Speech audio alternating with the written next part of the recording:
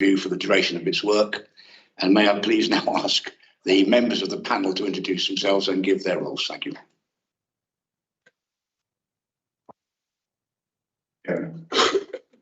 Introduce yourself again, my dear. I'll introduce myself again as Fiona Guest, Conservative County Councillor for Hemel Hempstead North West and a practicing community pharmacist. Michael? Michael Muir, Conservative Councillor for Bulldog and a small bed of lecturers. John? Councillor John Hale for Councillor for Coney Heath and Marswick and St Albans. Steve? Councillor Asif Khan, County Councillor for North Watford and Labour spokesman for Public Health, but not with the political hat on today.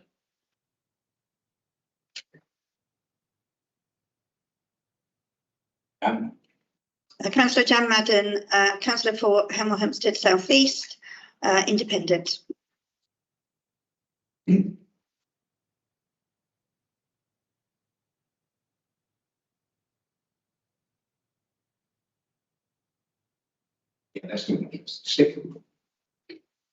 Sorry about that. I need to go through some housekeeping. As you can see, we're in committee room B today, not the normal council chamber. There are some limitations in respect of the photography, which of course we are being broadcast live or on a webinar. I need to remind everybody that the audio systems function as we have said, mic on, mic off when you finish speaking. Anybody attending this meeting is liable to be caught by that camera, and you have to acknowledge that fact. And I would be grateful if you could all assent to being filmed, because clearly we can't proceed if you won't. I hear nobody demurring. Thank you very much. Right. We're not expecting any fire alarms. If there is a fire alarm, would you kindly leave through that door and proceed to the exits, because it will probably be a real thing. We don't want that to happen, do we? Right, management of the meeting. I'd like to remind everyone present this is a scrutiny, which is a meeting held in public. It is not a public meeting. I don't think there are many attendees here, but obviously, clearly, we can't take any cross scrutiny from the public. The scrutiny is a councillor-led activity, and all questions have to be raised by the members. I will not allow cross-questioning by witnesses, I'm afraid. Not that I expect it. I expect all questions and responses to align with the key lines of inquiry on the scope. The scrutiny officer will remind us of them shortly. Please ensure, members, that all questions and witnesses questions and responses are succinct. I'll endeavour to include all questions, but I have to be aware that time is pressing and I may have to guillotine and move on. If that is the case and we have spare time at the end, if there are any areas where we do need further clarification, we'll deal with it then. The programme is planned to provide a balance of presentation and questions, and at the end of the scrutiny, the review group will consider the evidence presented and consider its recommendations. A short report will be produced, and this will be published on the authority's website. The implementation of the recommendations will be monitored by the Impact Scrutiny Advisory Committee approximately 6 months after the scrutiny. To assist members, the scrutiny officer will summarise the contributions and conclusions reached by members after input from witnesses during the programme. Confidentiality. Scrutiny is held in public, and any evidence provided will be available to the public. Issues of a confidential nature should be framed to protect a person's anonymity. We have included breaks in the programme. We come now to agenda item 2, the work of the scrutiny review. And I have to advise you that I must take this, that you have read this and it is taken as read. We will not be going through it now. However, item 3, the remit, is something I think we can enlarge on. And Joanna, will you please pick that up? Thank you, Chair. So there are 3 key lines of inquiry for the remit. The first one being what opportunities and barriers currently exist and can help to hinder the local system to influence the wider determinants of health around obesity. Question 2. What is the contribution of the partnerships in Hertfordshire, such as local authorities, NHS, etc., in driving preventative work to address obesity? And question 3. How effective is the partnership working in Hertfordshire, such as local authorities, NHS, in tackling obesity? Thank you. Members, you will have read item 3 and you will notice that under the HCC ambitions, items 2 and 4 are marked with an X. These are the two that's referred to, and of course the Centre for Governance and Scrutiny Accountability objectives, all 4 are included. So I think we now can move to the first of these substantive items. If you'll just give me a second when I get to it. 4B, which I believe, Sarah, you're picking up. Sarah. Thank you very much, Chairman. And I'm Sarah Perman, Director of Public Health. Very nice to meet members of the panel that I haven't met in person previously. I'm just going to say a few brief words as introduction to this topic and talk you through our plans for the day. Firstly, as you will recognise, hence you choosing this topic, obesity in children and adults is a very serious public health challenge. And we do welcome your interest and focus on this subject for that reason. It's such an important subject that having you provide that independent external review of work in Hertfordshire to tackle obesity and to have you apply your critical lens on the effectiveness of partnership working will be very helpful for us. On the scale of the challenge, and you'll hear more about this today, the issue is problematic in Hertfordshire, as it is elsewhere in the country. 60% of adults in Hertfordshire are overweight or obese. Children, when they leave primary school, almost 1/3 of them are overweight or obese. And we also see higher or lower rates across Hertfordshire, depending on different factors. So there's a link between higher rates and areas of deprivation. That's particularly impacting on Broxbourne, Stevenage and Watford, areas where we see more children who are obese or overweight. And we know that overweight and obesity also affects different ethnic groups. The health impacts are very concerning. Overweight and obesity increases the risk of chronic disease and can lead to heart disease, diabetes, different types of cancer. There's also a significant impact for many people on their mental health. It's a risk factor in pregnancy. It increases the risk of harm to pregnant women and to their unborn children. And we know that children who are overweight are likely to carry that weight over into adulthood with the associated risks to their health in future years. Two of the themes that you'll be hearing a lot about today, I just want to focus on briefly. So the first one is the complexity of causes of obesity. It isn't just a personal issue, as I know members will recognise, and we can't see it as just a failure of healthy lifestyles. There are many different factors that drive obesity, including genetic, psychological, environmental, commercial and societal factors. And the second theme that relates very closely to that is that because it's a complex issue, it requires complex multiple solutions.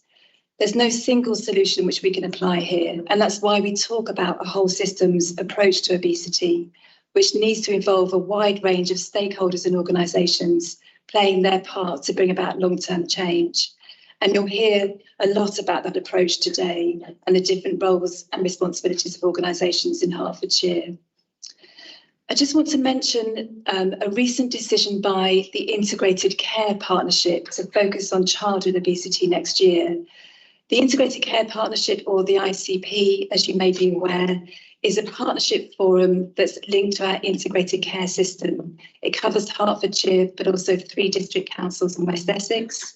It's chaired by the leader of Hertfordshire County Council, Richard Roberts, and has wide representation of local authorities, the NHS, voluntary sector organisations, Health Watch, and the University of Hertfordshire and others. At the recent development session of the ICP 2 weeks ago, a decision was made that next year in 24-25, the next financial year, there'll be a whole system focus on childhood obesity. There is already, as you'll hear from the presenters today, but in recognition of the scale of the problem, we're determined as an ICP, as a partnership, to scale up our ambition and make sure that all organisations have a laser sharp focus on childhood obesity in 24-25. It's a national problem that requires a national response. And I think it's important to note the role of national government policy, which we won't be focusing on today, but it does have a significant impact on the issues.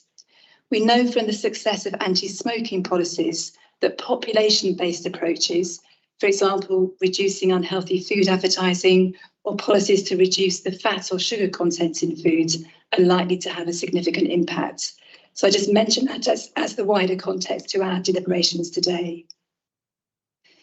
Just to cover the programme very briefly, and you've got that in your pack, this morning's session focuses on definitions of and approaches to whole system approach to obesity. We'll begin with an overview from my colleague Catherine Brown from the University of Hertfordshire, who's a national expert in this area. And then members of my team will explain the local arrangements for taking forward that approach in the county. In the afternoon, we'll move on to a focus on weight management programmes, and we'll hear from the ICS clinical lead for weight management and from the providers responsible for different weight management programmes. Oh, sorry, apologies. Thank you. And in our final session, there'll be a focus on how we make sure that our places, the environments, the neighbourhoods in which people live and work and go to school can really be environments that promote physical health and reduce overweight and obesity. Just finally to say, I unfortunately have to leave at lunchtime. That's in order to chair a webinar on measles for members. That webinar will be recorded, which I hope will give an opportunity for members of this session who can't be present to watch that if they want to after this session. But I will be returning later this afternoon to hear the Scrutiny Committee's recommendations. Thank you. Thank you very much, Sarah. Members, have you got any questions that you want to direct to the Director of Public Health at this stage? No? Thank you very much for that background then. Right, in which case, may I then please turn to Professor Catherine? Okay, fine. Don't know what that was, Catherine, but Catherine. I think we've got some slides which are going to be shared on the screen.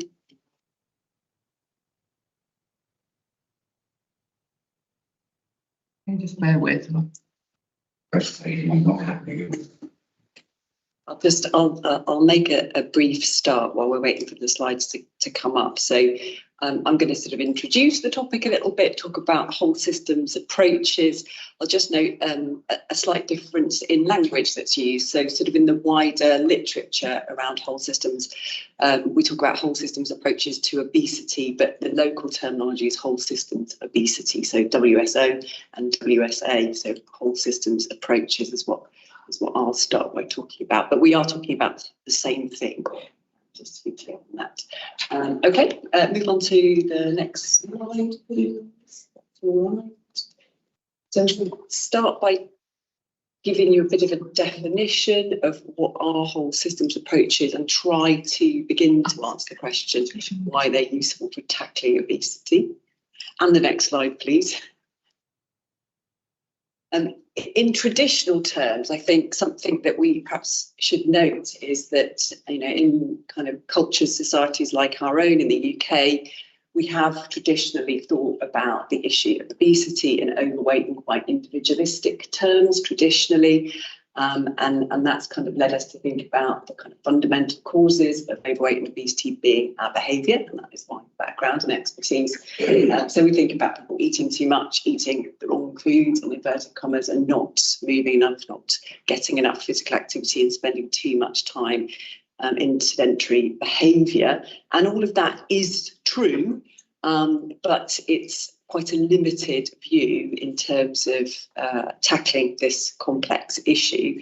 Those kind of individualistic thinking and approaches have led us in the past to identify often lone policies or isolated interventions to try to support people to change weight-related behaviour, increase their physical activity, change diet and so on. So the pink cans there are meant to represent the not very long ago sugar tax, which actually was quite successful, perhaps not quite in the way it was first intended. It's led to a lot of reformulation of sugary drinks, which was not necessarily what was expected. but is beneficial ultimately. And then the image there on the right meant to represent things like physical activity, promotion interventions, weight management interventions, and so on. And it's not to say that there's anything wrong with these interventions or technically bringing these things to bear to support populations. It's just that they're somewhat limited.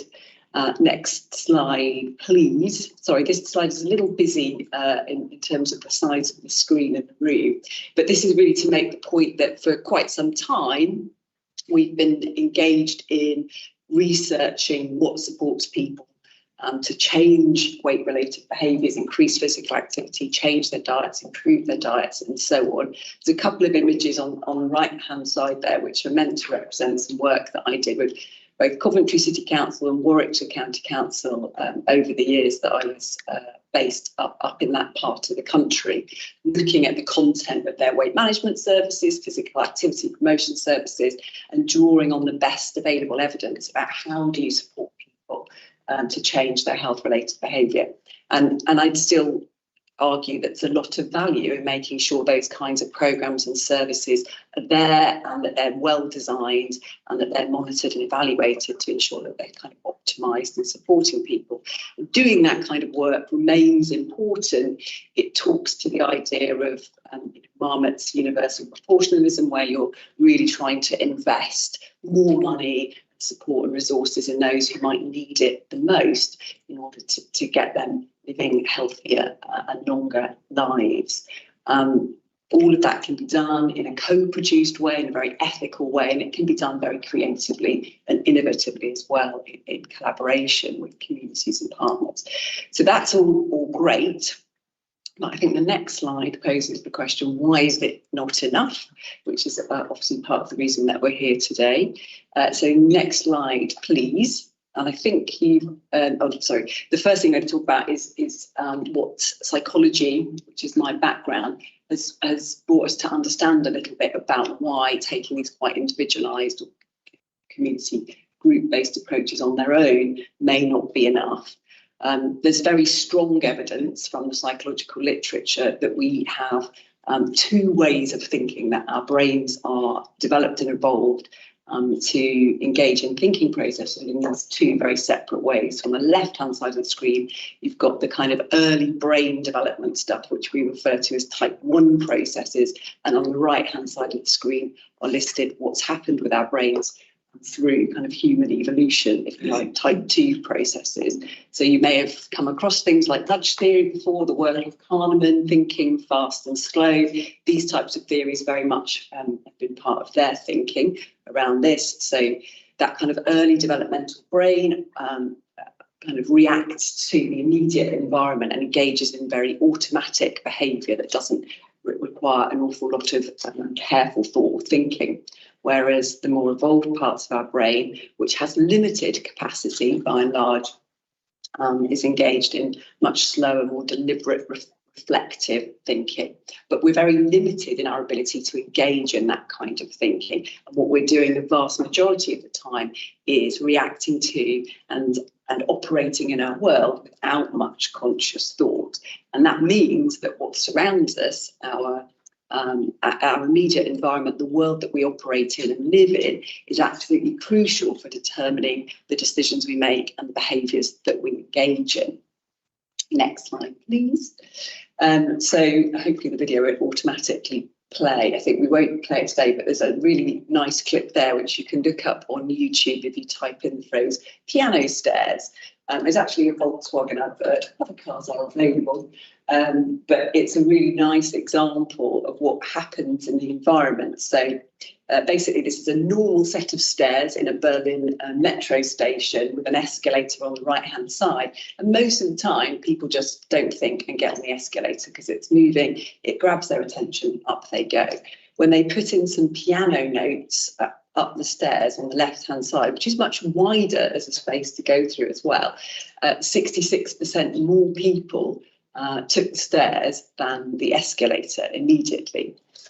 Obviously, as an intervention, that's not very practical. You can't go around putting pianos on stairs all around cities and urban centres, but it's a really nice illustrative example of what the environment does just without thinking, people are drawn to that kind of novelty, something fun, something interesting, something that's engaged them there. The middle photograph on that slide is an image I'm sure you'll all be familiar with at the supermarket checkout. And a couple of years ago, legislation was passed to abolish the sale of kind of food high sugar, salt, fat at supermarket checkouts and other spaces like that. So it's quite a new kind of strategy and policy that was put in place. And the PLOS Medicine paper that I've just copied and pictured at the bottom of the image there is probably one of the pieces of research which was quite instrumental in bringing that policy to bear. So it's a study that was done by some very eminent public health academics a few years ago, published in 2018, where they did a quasi-experimental study which showed that if you did restrict the sale of those kinds of products in those spaces, it may well be effective in reducing the purchasing and therefore the consuming of that kind of food. Now, obviously, it's only a couple of years, probably not quite that yet, since this policy came into place. And I haven't yet seen a high quality published study. I might not have found it yet, but I'll be keeping an eye out for when studies on this come out. I think there's an academic at the University of Leeds who's working on this at the moment. But more sort of anecdotal, local kind of information seems to suggest that, yes, moving the sweets and snacks and so on away from those spaces absolutely does reduce the sale of them at that particular point, but then some evidence at least that it might be just moving the sale of those products to other locations such as local convenience stores. So the feedback loop, if we're talking systems terms, hasn't quite got disrupted enough. If people are still seeking out those kinds of foods, want to purchase them and want to consume them, they just look in other spaces, potentially go there. But I would caveat that with, we need some more evidence and some more studies coming out on that. And then the image on the right is the screaming child in the supermarket, which I'm sure we're all familiar with. And it's really just intended to illustrate this idea that emotions can really ride high in decisions around food purchasing and food consumption. And parents in particular are faced with challenges every day dealing with emotional responding to their children and trying to overcome that with type 2 processing thinking about how to make those decisions and supply healthy food for their children, which is really difficult if they're crying and asking and talking about their peers having access to some of these kinds of foods. Okay, next slide, please. And then this is really just a slide to kind of hammer home that idea about how challenging it is to engage your type 2 reflective part of your brain in making decisions. If you're going to engage in that type 2 processing around food, there's a whole raft of thinking and behaviours that need to come into play in order for you to be able to do that. So you've got to genuinely know and believe that a change in what you're eating is required, and people don't often actually fully believe that all the time. You have to know how to go about that change, want to do it, plan to do it, purchase the food, prepare the food, and so on and so forth, on a continuing basis, and at the same time avoid all of that temptation that's around us continuously. So we have to do that very planned behaviour, and then in the face of kind of the environment we have around us, which is advertising less healthy options to us all the time, if we move on to the next slide, please. We're asking people to do is that alongside deal with all sorts of other things in their daily lives that may also be drawing on that kind of type 2 capacity to engage their minds. So particularly people who we know may be more at risk of living with overweight and obesity, they're also more likely to be living daily lives that have these kinds of experiences within them. So their parenthood, potentially, with several children experiencing poverty, living with a history of trauma or abuse. I won't read out the whole list there, but there's potentially an awful lot going on, and that just increases the challenge of engaging that type 2 processing of the brain. This next slide illustrates, and I know you can't see it from the screen, but I think you've all got access to a version of the obesity foresight diagram. So this was published more than 15 years ago as part of the foresight report, and was perhaps the first example of really illustrating and explaining the complexity of factors that operate to support overweight and obesity within our culture, within our communities and so on. And I think this particular version of it, and I think you've got a version as well, which has got the different sections kind of carved up, which makes it a little bit easier to absorb in a kind of first look. But I think one of the things that really strikes me about this particular vision of it is how important the food production part of things is, and that part of the obesity system in terms of driving things, as well as some individual things, and then obviously some environmental factors playing a part. So this is a definition of whole systems approaches, a local whole systems approach. This is from Public Health England in 2019. So a whole systems approach responds to complexity, all of that complexity that we see in the foresight diagram, through an ongoing, dynamic and flexible way of working. It enables local stakeholders, including communities, to come together, share an understanding of the reality of the challenge, consider how the local system is operating and where there are the greatest opportunities for change. Stakeholders agree actions and decide as a network how to work together in an integrated way to bring about sustainable long-term systems change. And I think it's probably worth noting that Hertfordshire's a little ahead of the curve compared to some parts of the UK in enacting this particular approach. I know it's been going for some years in Hertfordshire, so it's great that you're ahead of the curve in that respect. Many other areas are just getting going on really trying to adopt this thinking and this particular approach in tackling obesity in their locality. Next slide, please.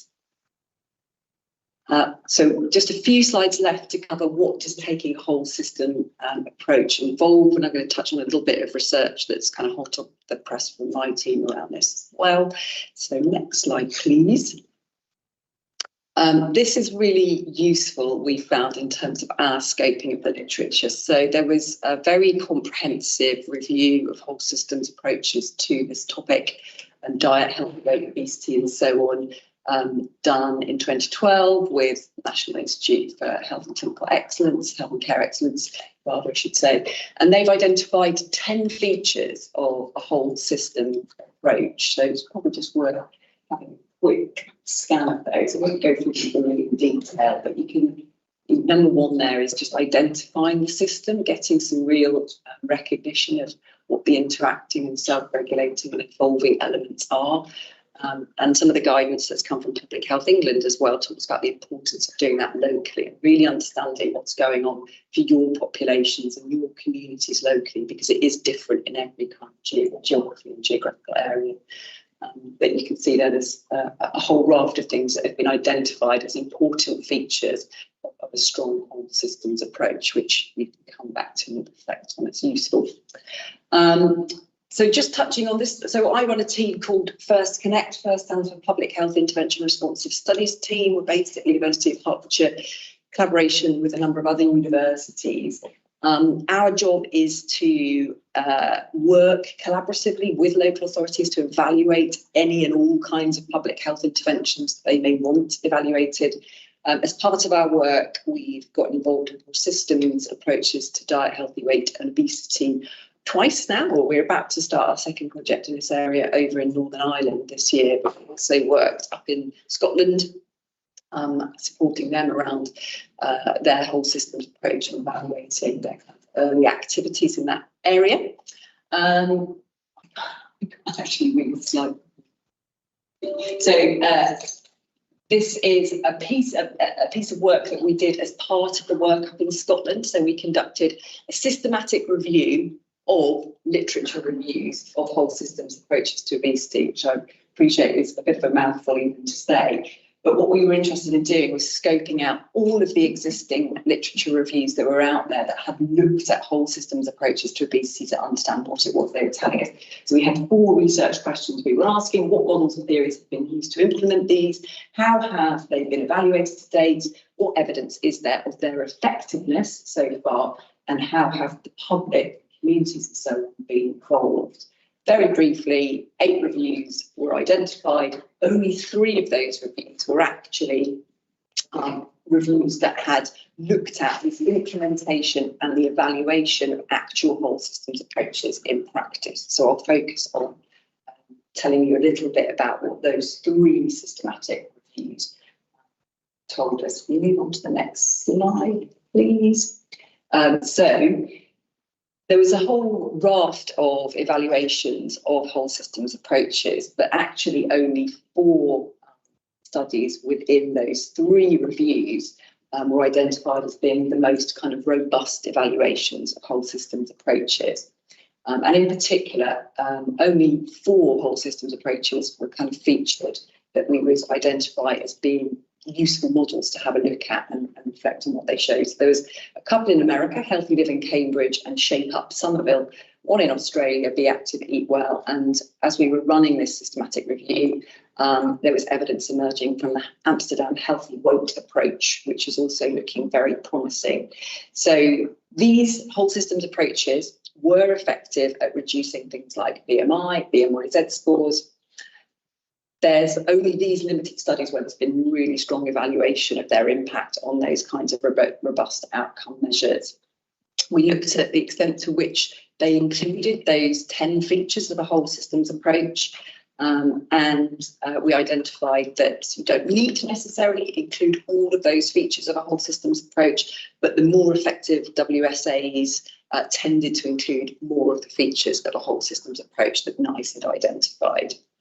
There's no particular, just one moment, back a second. There's no particular evidence that any one framework or model that you might use to implement a whole systems approach is beneficial over another, but generally speaking, using some kind of guiding framework or system or model is associated with that stronger evidence base. And something that really did stand out from the literature was those whole systems approaches that have used either a capacity building model or involved communities and very participatory approaches to their development have tended to be more effective. So those would be some of my kind of top takeaways from the review of the evidence. Next slide, please. I just want to say a little bit, because I am a behavioural scientist by background, about how I think behavioural science can be taking more systems approaches to tackling these kinds of issues. Many of the WSAs in the evidence that we reviewed actually drew on behavioural science theories, frameworks, and things like socio-ecological theory, intervention mapping approaches, underpinning some of those effective interventions. And I think there's real scope for, when you're looking at a system and thinking about who's involved in that system and who might need to act to take change, to make change happen. Using kind of theories and approaches from behavioural science can help to understand what's driving behaviour and help to identify what kinds of strategy may be most effective, helpful, supportive in guiding change for those kinds of things. I'd also sort of say that most of my work with development interventions involves public involvement, co-design, co-development, and I can't speak strongly enough about how helpful and useful I think in that approach for really making things kind of acceptable, feasible, and practical. Sorry, I've almost finished, so timed out. And then I think a couple of other points I make is that there's a real need for long-term commitment over this approach. So you've made a really good start over the last few years. Keep going. I think there's so much benefit still to come, but you'll reap the rewards if you keep the efforts going. I'd also say that you do need support from national government as well. So it will be good once we've got through forthcoming general elections, if that connection with Department of Health and Social Care kind of comes back on. I think they've stepped away a little bit in recent times.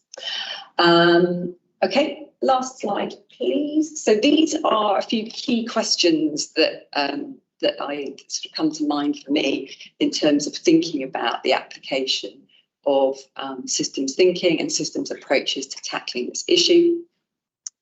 So really going back and thinking, have we fully mapped this? Could more be done to understand the local system? I think it's always good to iterate and reflect and see Are there other people that need to be at the table to help us think through the issues, to help us understand the complexity locally?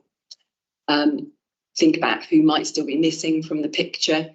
For me, that food feedback loop to do with the commercialisation of food, the promotion of unhealthy food, and the commercial drivers that sit behind that are absolutely critical in terms of trying to tackle the challenge of obesity. And what might motivate them to get involved if they're not already at a seat at the table, again, reflecting on some of those kind of behavioural science approaches. What are the motivators for them, and how could they be encouraged, supported, or in any other way brought to the table? Do you have the voice of the community? Are you engaging in capacity building? That's always easier said than done, and takes long-term concerted effort to achieve. But I think anything you can do in that space reaps rewards. An opportunity to reflect on the language that gets used, I think, is also useful. Often, obviously, use the term obesity because it's short, it gets to the point. But when engaging with communities, sometimes that language can be a bit alienating, and then there may be better ways. So healthy weight, diet, living healthily, and thinking about the system as well. And then really thinking about long-term goals. Are we clear? How will we know when we've succeeded in this area? What are we aiming for? Having those indicators kind of clearly marked out.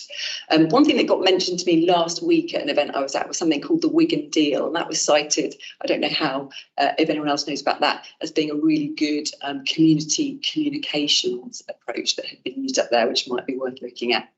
And then my last question there is obesity the right system? It is obviously a system that needs thinking about, but there are wider systems beyond that as well to deal with things like the wider determinants of health, tackling poverty, tackling the kinds of issues that people are facing on a daily basis, and sometimes thinking about the wider system beyond just that directly influences obesity might be helpful as well. And I'll stop there. Right, thank you very much. Now, that was absolutely brilliant because we had a 20-minute slot for your presentation. Guess what we're on to? Question, if I may, start with before I go to it. What is BMI2? I know what body mass indicator is because when I was 40, I weighed 10 stone 2. I beg pardon, 12 stone 2. I'm now 82 nearly, and I weigh 12 stone 3. I was 5'10" then, I'm 5'8"-ish. Stretch now, shrinking. So I'm officially clinically obese. So BMI is not something that I really think is a very reliable condition, because I don't accept that I'm obese. So my question is, what is BMI2? And my follow-up question to you, bearing in mind your wide involvement in this, and I know you're not a practitioner, but is there a universal reluctance or refusal to accept the condition of obesity exists in any individual by those individuals? Yes, the first question is BMI Z scores, and it's just a way of standardising BMI as an outcome measure across the population.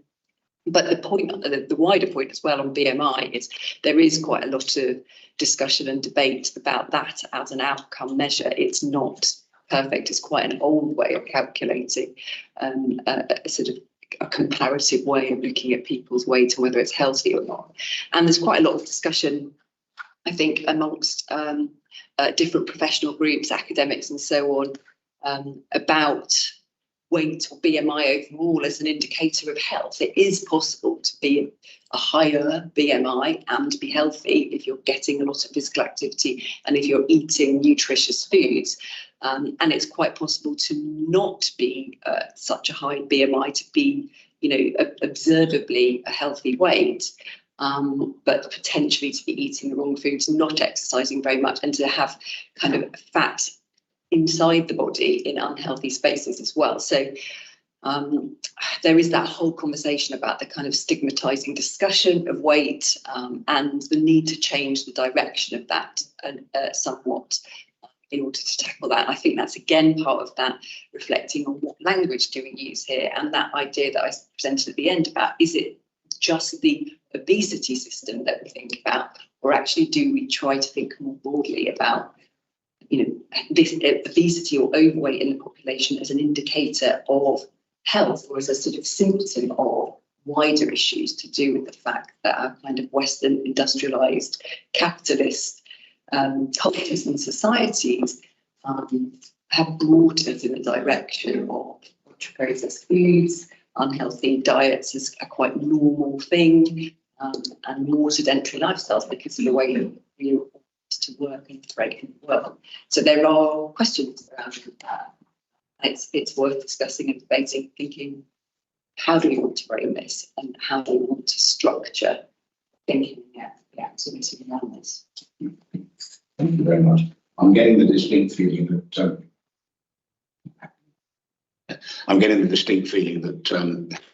the complexities here are, which we know are vast, are actually more intense than one might like to acknowledge. You raised in your presentation a series of allusions, I think, about how behavioural change was so important to this. And I come back to my question in terms of the public perception of obesity, in terms of, if there's nothing physically wrong with an individual, there's nothing presenting to them to prove that their lifestyle is wrong, how do you change their behaviour to, if they are refusing or can't or don't see the point in acknowledging the fact that obesity is potentially going to be damaging in the long term, and our clinicians clearly make that point in Sarah's presentation, it was obvious. How do you change that behaviour? I think there's different issues at play here. If you're thinking at a population level, you always want to stop thinking about individuals and how you target them and how you have conversations with individuals, and think about, if we're really applying systems thinking, we're thinking, let's take the attention away from groups targeting, not that they shouldn't have support, or that there shouldn't be resources targeted at supporting people. My argument would be those ought to be more holistic, framed in a less blaming and stigmatizing way, and think about a range of issues that influence their lives, in addition to potentially whether they're a healthy weight, whether they're eating the right foods, etc. So those things need doing in a holistic way, supporting them to tackle other challenges that they face in their lives that, as I said, might be interfering with the type 2 capacity to think and overcome things.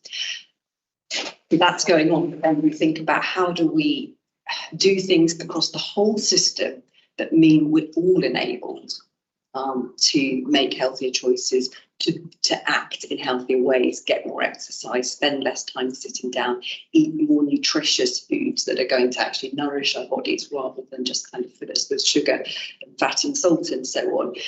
But enabling us to do that without having to think about it too much. The point I was making is that we're all operating mainly with our type 1 processing brain, going on that kind of automatic, emotional, quick responding, and we all need to be supported to act more healthily without the conscious effort to do so. I think that's what we're aiming for. Thank you. I believe we have an input from a dean, one of the officers. Yes. Thank you. Just to add to some of the points around BMI, it isn't, as a measurement, it isn't perfect, and there are limitations. It doesn't account for fat-free mass, for lean body mass. So the classic example is professional athletes often being measured as obese because they have muscle mass. So it isn't perfect. And we do know as well that around ethnicity, it's a confounding factor. And this is being acknowledged nationally. Where we implement BMI, we are following clinical guidance from NICE. And that's really important. And I think where body mass index as a measure is really effective is that it's non-invasive and it has wide public acceptability as a measure, and that we can implement it quite cheaply and quickly on a population level. And for children, that's important for the National Child Measurement Programme. For adults, then there are other proxy measures such as hip to waist ratio, and that's being increasingly used in one-to-one consultations. And then I just want to add from a CYP perspective, children and young people's perspective, the point you made about recognising the clinical importance of obesity and the risk factors. I think this is a big issue in children, that we often overlook the importance of obesity and overweight in children.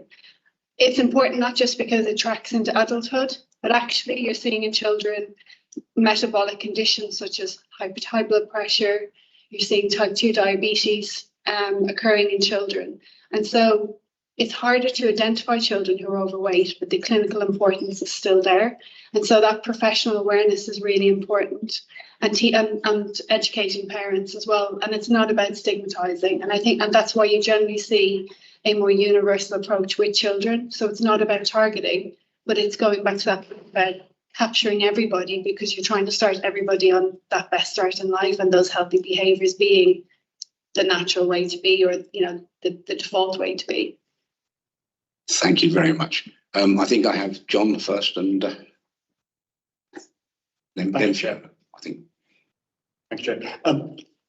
Thanks very much. That's a very interesting presentation.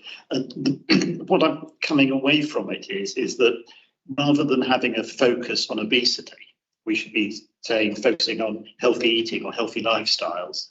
And it's important to introduce action that affects the whole population rather than individuals. So as the capacity building is very important. So that as part of the scrutiny, one of the things we should perhaps be asking is, are we actually putting out the right message? Should our message be to the residents of Hertfordshire, how can you improve your healthy lifestyle, but with additional focus on those groups where we think there is most need for improvement? Have I understood that correctly? Yeah, that's pretty good.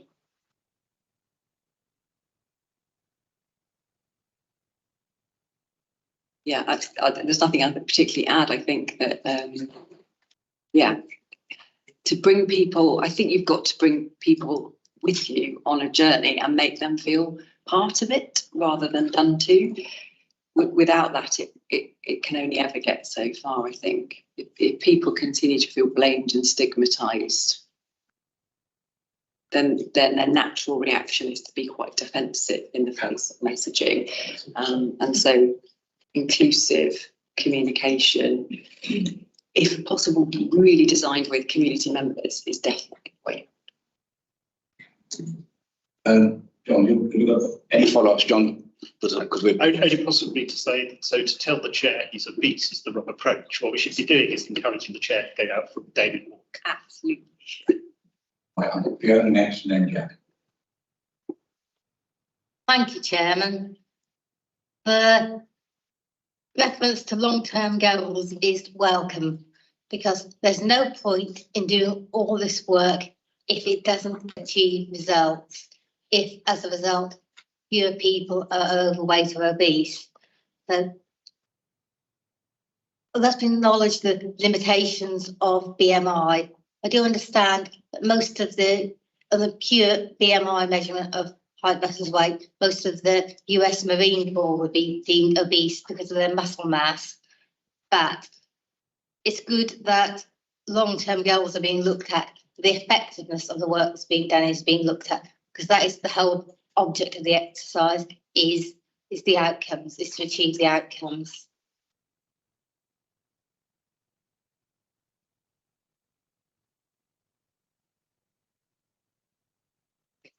I agree that this has to be, I mean, I would cite 10 years, the Amsterdam Healthy Weight Programme, which we're seeing kind of results at a citywide level emerge now in research publications. They started their work in 2012. They didn't necessarily term what they were doing a whole systems approach, but they were acting in multi-level ways across the system to try to bring about change, and they've started to see an impact on levels of childhood obesity. Amsterdam's in a much better place than the UK, though, or the Netherlands as a whole is in a much better place than the UK, though, as a starting point. So there's quite a much longer journey for the UK to go on if you want to kind of tackle this as an indicator of health, as an outcome indicator. Yeah, and then I assume. Thank you. I'll be honest, I've been looking along through the agenda today, and I'm not quite sure where this question fits. So if it's not the right place, please tell me. I do have a concern that particularly children, but adults as well to a large extent, are directed towards alternative like drinks, for example, diet drinks. And I was looking at your cans up there, which made me think about this. We're encouraging people to drink diet drinks, which almost always contain a sweetener like aspartame, which surely has other knock-on effects with people's health, because I think it's a horrendous thing. I just wondered where that fits and how you feel about that. Thank you. Yeah, I had the prime image on my slides, actually. I didn't directly mention it, but it's been highlighted to me because I've got a 10-year-old daughter. The power of social media, which obviously is a relatively novel thing in terms of kind of its contribution around this issue and what our young people and our children consume. I don't think, to start with, that had any advertising from any kind. It was just social influencers, and my child wouldn't even care if it was prime in the bottle. She just wants to be holding that bottle with that label on it, which really, I think, speaks to this very powerful influence that's particularly prevalent among young people around a drive to be seen with a particular brand of food. And it's one of the reasons why McDonald's is as powerful as it is. It almost provides a kind of social status for some groups of communities and so on. So that's going to be different with different groups of communities. But definitely, I've seen that in my own home with the kind of prime branding that's come through. On the point of, I'm not a nutritionist by background, so I wouldn't want to talk specifically about how bad aspartame is, but I understand it's not brilliant for you. And obviously, I think the recommendation is to get people to just drink as much water as possible, or non-sugar sweetened beverages, things like tea and coffee, even going to be much better for people than, and even limiting things like Diet Coke or Diet Fanta or whatever it might be. That shouldn't be being consumed in great quantities, I would suggest. Certainly no more than one of those per day for any individual, and less, ideally. That's you. No, thank you for your presentation. I was writing notes and I was thinking as you came through. So this whole systems approach, so Hertfordshire is a very diverse county, and more towns are more. Some towns are more diverse than others, using animal farming as an example. So my question is actually, how does this work with different communities in Hertfordshire? So we've got I was looking at some of the main figures, and some communities are much more higher rates of obesity than others. I was very interested to hear your comment about food types and processed foods. And there's a cultural view of foods within certain communities. I've got 3 F's: faith, food, and family. That's a fundamental part of their lives, etc. How do we get those messages and that approach to different communities in a much more nuanced way to deal with this particular issue?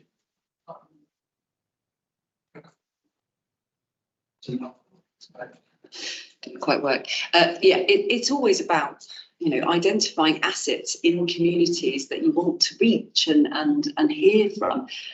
Going in without ego, have to have honest conversations to find people who want to engage on topics around health and well-being, and identifying assets in communities who want to represent their communities, have a voice for their communities. I've done quite a lot of research over the years with different community groups on different topics, and it's always so powerful when ideas are generated from within the communities.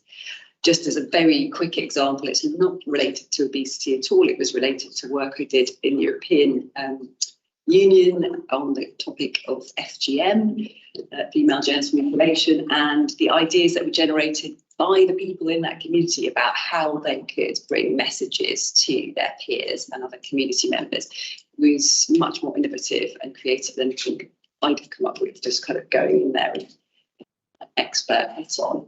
So yeah, that's always more powerful. And people often are much more willing to listen to those within their communities that they trust. So, yeah. Catherine, I do understand that you need to respond, but I think Victoria possibly is covering this in her presentation or aspects of it. So if we can move, no, not your fault. We're short on time. So I've got, I know that Sarah wanted to put a point in. Put your point in, and then I'll ask Michael, and I shall have to draw this piece of evidence to a close.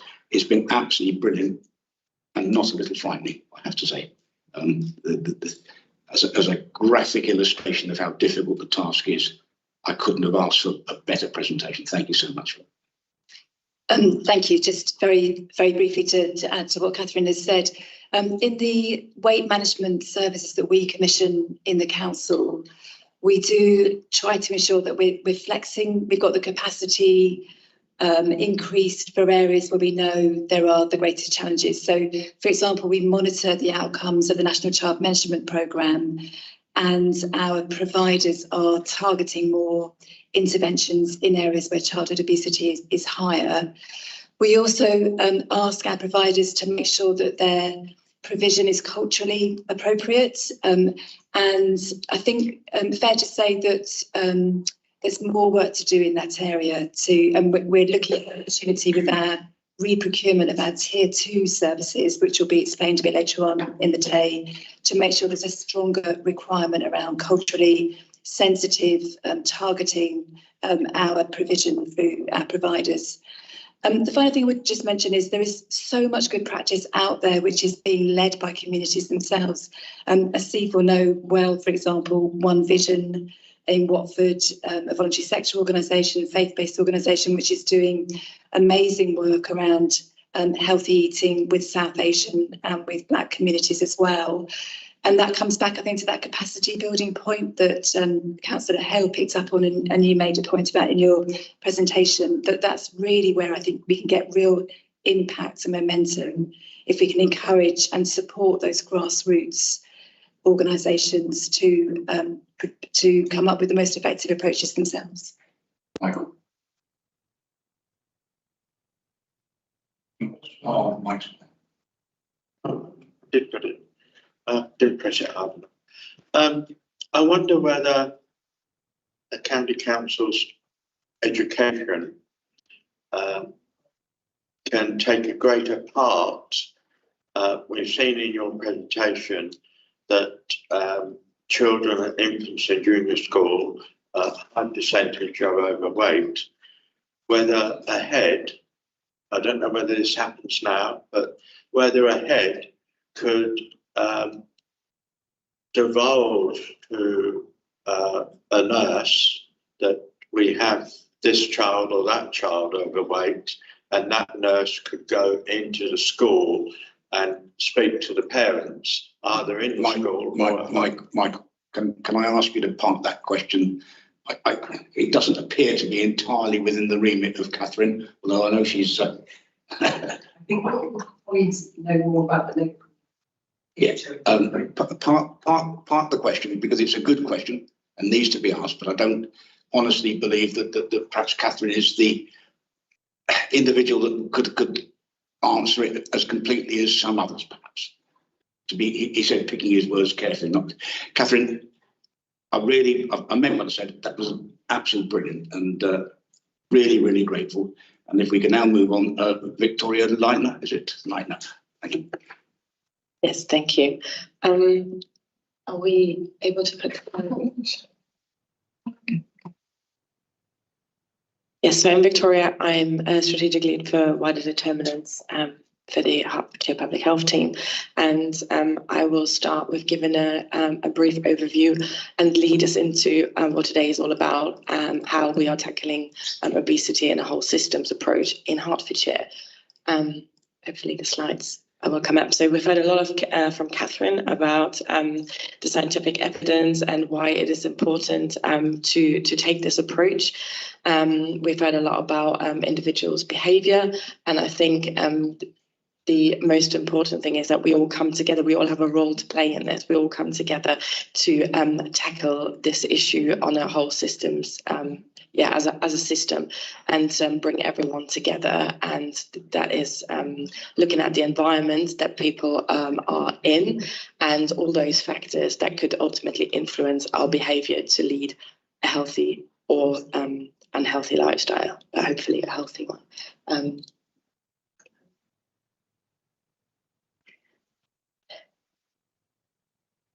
See if we can get the right slide. So here's just a little bit about what we will cover. So this is a two-part. The next bit will be in two parts.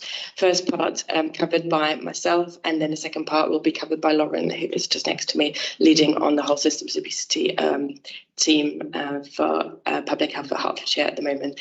And so we'll talk about the whole systems obesity approach again and kind of summarise what it means with a different definition, and then move into the Hertfordshire whole systems obesity, the governance and partnerships, and then as an add-on, and something that's been mentioned earlier before, the food insecurity programme of work as well, which is heavily linked to this work. Next. To go on, what is a whole systems approach? I would really like to share this video. I hope it works. And it summarises the public health guidance. In England, we have high levels of overweight and obesity across the life course. Being above a healthy weight increases the risk of many serious health conditions, which places a huge strain on our health and social care services and our wider economy. What we eat and how active we are is influenced by the environment we live, work and play in. It is this range of interconnected factors that together can cause obesity. That's why there is no simple solution to tackling obesity and promoting a healthier weight. It is everyone's business and everyone has a role to play. Elected members and senior council leaders need to support and champion a whole systems approach. This means bringing together stakeholders from across the local authority and wider community to all play their part. Developing a shared understanding of factors that drive obesity locally encourages ownership and helps prioritise actions to achieve and sustain a healthier weight and address inequalities. It is important for these actions to span the short, medium and long term. Quick wins may build support. Longer-term actions can deliver sustainable change for the better. By working together, we can better consider how actions impact others within the wider system and ensure we are joined up on tackling obesity. Taking a whole systems approach is likely to require a change in mindset and new ways of working. There are benefits for all when our environment promotes good health. These could include improved productivity and employability of local populations and a reduced demand for public services such as health and social care. Public Health England has published a guide to help local authorities get started. Search Public Health England Whole Systems Approach to Obesity Guide.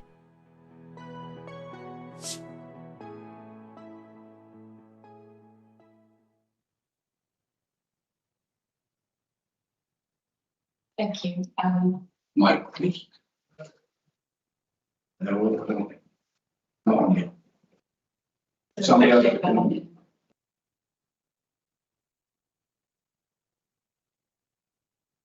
Thank you, Kathy. Thank you. So I think as the video is illustrated quite well, the whole system needs to come together to work and address these issues. I think we have seen this map before. I would like to talk about a little bit more on what we're doing locally to do this. And this is again the Foresight map, which was published many years ago, which shows the complexity of the system. And Catherine has already shown you this map and looked at the different to see how interlinked all of these things are. And in terms of so I would just like to talk you through the elements that are part of the map, and those things we have some of the factors that we have got influence over within this system. So part of it is obviously biology, and we do only have limited influence over that because we have certain genetic predisposition, for example, and other factors. But I think the behaviours that we choose can ultimately have obviously an impact on the biology. In terms of food consumption, obviously this is around food availability, the convenience of food, energy density of food. So obviously, what do we consume? Is it healthy? Is it unhealthy? And how can we as a system intervene, and where can we influence that? The other thing, as Catherine has already mentioned as well, food production is very important as well. Obviously, on one side is profitability. There's a cost of procurement. So sometimes, foods are produced cheaply, and therefore the quality is probably not as good. So nutritional quality of food and drink might deteriorate with it having to be produced at a cheaper rate, which again links into affordability as well. And this is another area where we could potentially intervene. Societal influence is very important, so exposure to advertising, but also parental control, perceived lack of time from people, but also, as Catherine also mentioned, with young people in particular, peer pressure. So these are all things that we can, within the system, have an influence on if we are doing the right things and come together to address these, and especially things around exposure to advertising, some of the things we will hear about later as well, how we are as a county are looking into that to perhaps restrict advertising, but also the restriction of fast food outlets, for example, within planning. So we'll hear about that later. So obviously individual psychology, we've heard a lot about that already. So stress plays a factor again, time pressures for people rushing around, grabbing something quick to eat and not necessarily always the healthiest option. Same goes with self-esteem, and as Steve's question was linked to earlier as well, food literacy, which is something we're trying to address to some of the programs we do in our schools, and also adult health improvement services, looking at education programs, and the weight management programs we commission also include elements of that. So I think in terms of the whole system, we all have a part to play in this. It's not just one organisation that has a task to focus on education, for example, or to focus on what is being consumed. It's everyone has a part to play in this. And then the bit that I'm focusing on most is around the environment, so recreational activity, domestic activity, level of transport activity.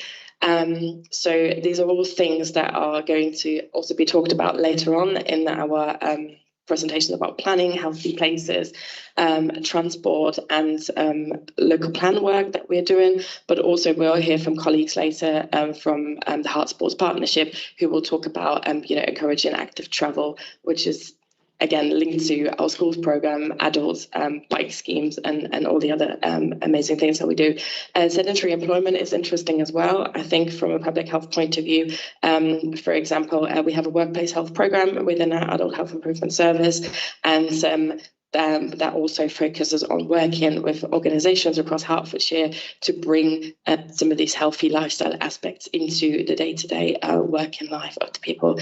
And walkability of environment as well is one of the things where we're trying to improve infrastructure on active travel for the county to enable more people to travel actively on their commute or their daily routines.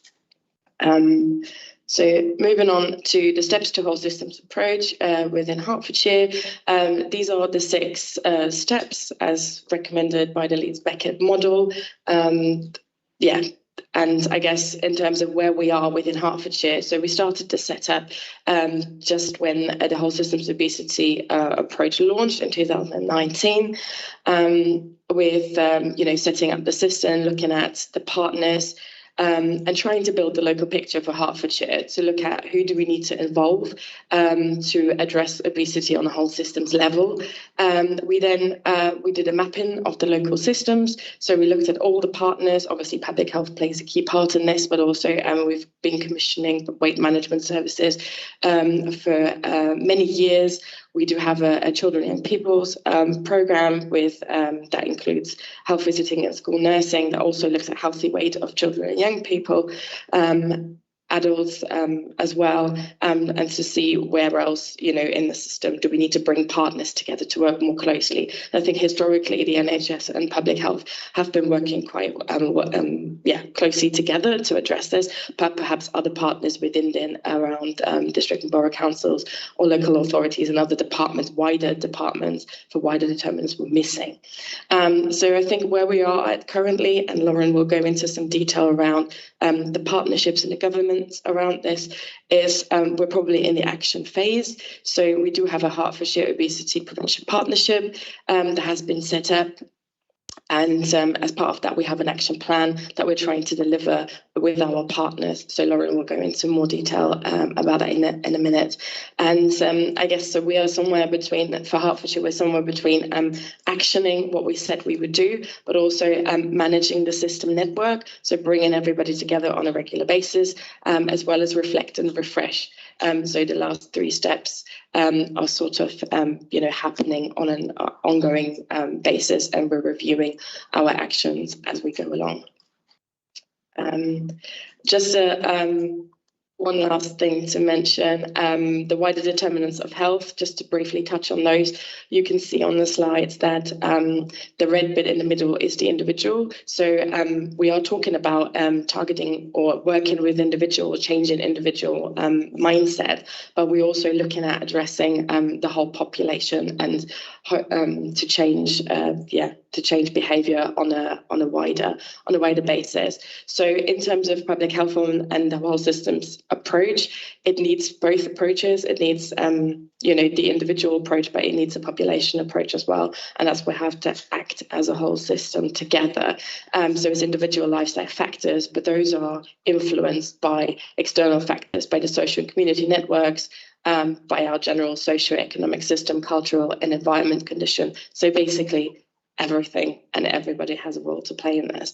And on this slide, you can just see the partners who that we work with. So we work with obviously partners within HCC, Children's Services, and then the district and borough councils now, especially around healthy places agenda, healthy placemaking.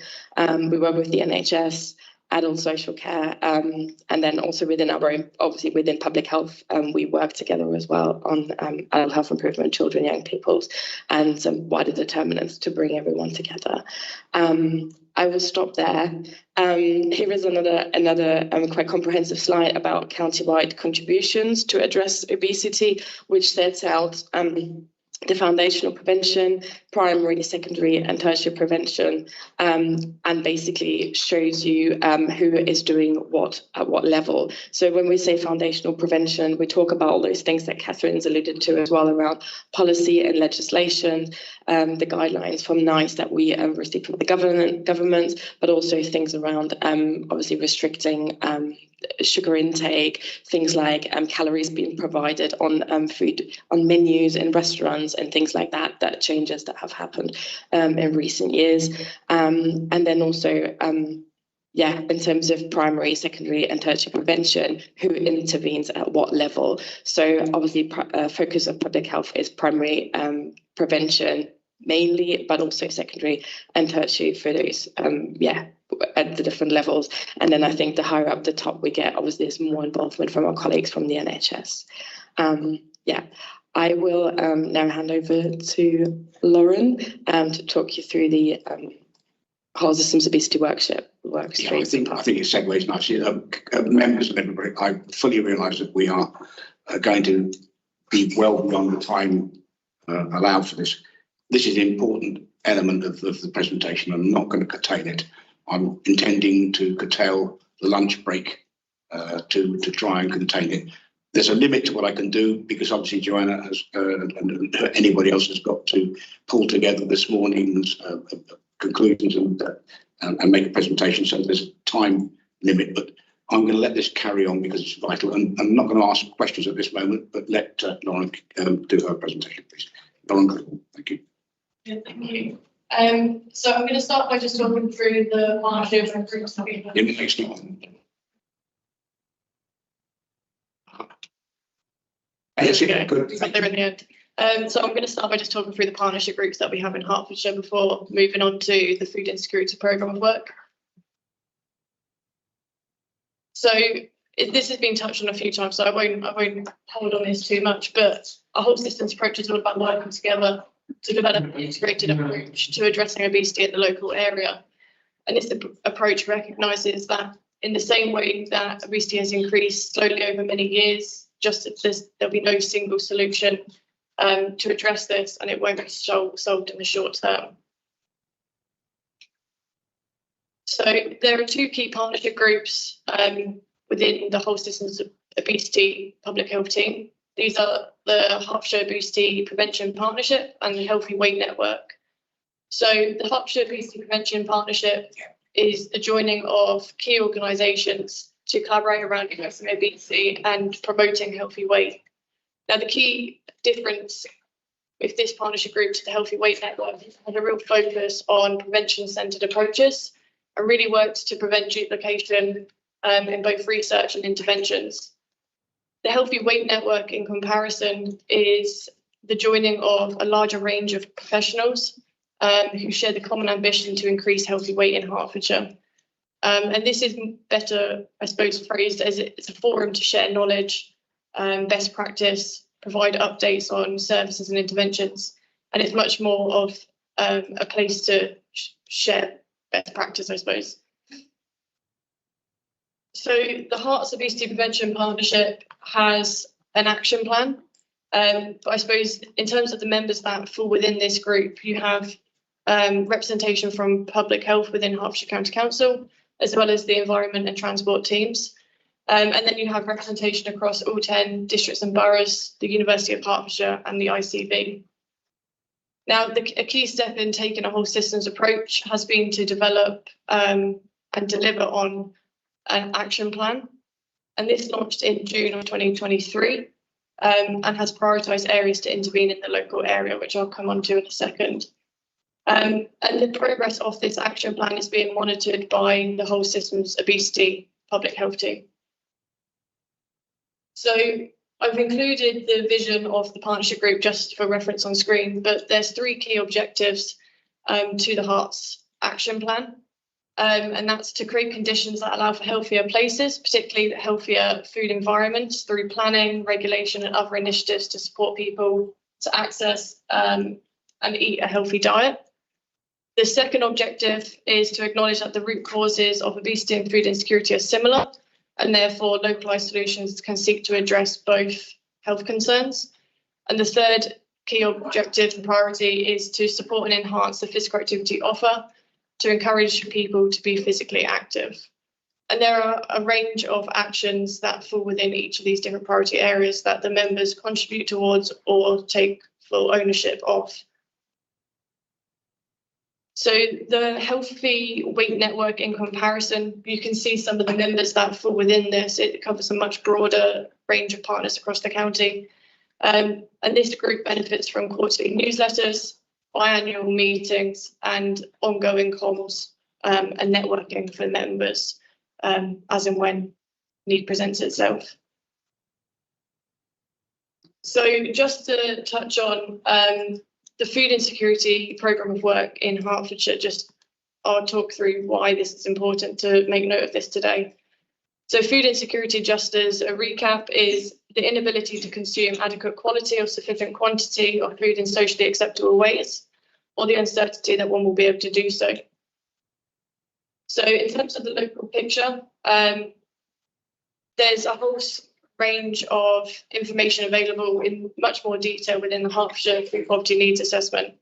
But just in summary of that, there's a prediction of 1 in 10 Hertfordshire residents are at greater risk of food insecurity across the county.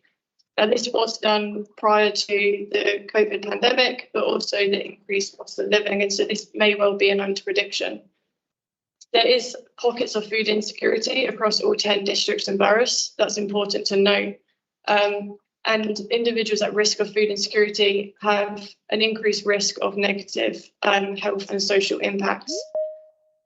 In terms of, I suppose, the key element to make note of in this slide is there's a strong income gradient associated with overweight and obesity in the UK. And there's a contribution, this is contributing to the more deprived populations have a greater prevalence of overweight and obesity. And I suppose that's the key nod between food insecurity and the whole citizens obesity approach that we're trying to take forward. But you can see the other health and social impacts on the screen just for reference. So in terms of the food insecurity programme of work, over the last 2 years, this programme has been running. It's received funding from the Building Life Chances programme. And the key goal of this programme of work has been to action 4 recommendations within the food poverty needs assessment, which have been actioned and delivered. So in terms of what those 4 recommendations are, just briefly, it was to establish local leadership on food insecurity, to develop and establish the Hertfordshire Food Insecurity Alliance and the Hertfordshire Food Aid Network, and to also develop the Hertfordshire Food Insecurity Action Plan. I suppose just in summary of that, the leadership was established through the appointment of a health improvement coordinator who's delivered on these actions. And then obviously you can see on screen, the Food Insecurity Alliance launched in May 22 and the Food Aid Network in April 22. The key difference between these 2 partnership groups is that the Herts Food Aid Network is the joining of food aid provisions across the county. So food banks, food pantries, food rescue hubs, just to name a few. Whereas the Food Insecurity Alliance has been a much broader, brought together a much broader range of partners. And that's both cross-departmental and multi-agency to deliver on the actions that have been embedded within that action plan. And the action plan was developed with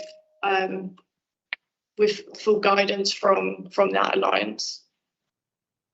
So just to wrap up, there's 5 key areas that have been worked on within the action plan, and that's around children and young people, economic factors, health, food environment, and profile and perception. I've included the aims you can see on screen, and then likewise for the HOP action plan, there's a multitude of different actions that have fallen within each of those different aims that have been both owned and contributed to by partners. With the funding from Building Life Chances coming to an end, the Alliance and this action plan have merged more closely with the whole systems obesity partnership groups. So the Alliance is now part of the Healthy Weight Network, and this food insecurity action plan has been embedded within the HOP action plan. So there's clear joining of these 2 areas of work. That's all for me. Thank you.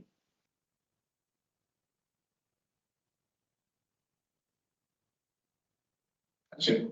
Thank you. Mine's not working. Thank you very much. Members, questions? Fiona first, then John. Thank you. Thank you. Victoria and Victoria and Lauren, please say it's appropriate for you to answer these questions, but to be better parked until this afternoon. But the first one is relating to education and partnership with schools. Basically, in PHSE lessons, are children taught about the different food groups and the relative proportions of them that make a healthy diet? That's the first question. And the second one is cookery still taught in schools so that children learn what goes into food and how they can control the amount of fat, sugar and salt they put into food? Thank you. Yeah, I think some of this content will be covered later when we come to the children and people's section. But as far as I'm aware, those things are still being taught in school as part of PSHE and it's part of the curriculum.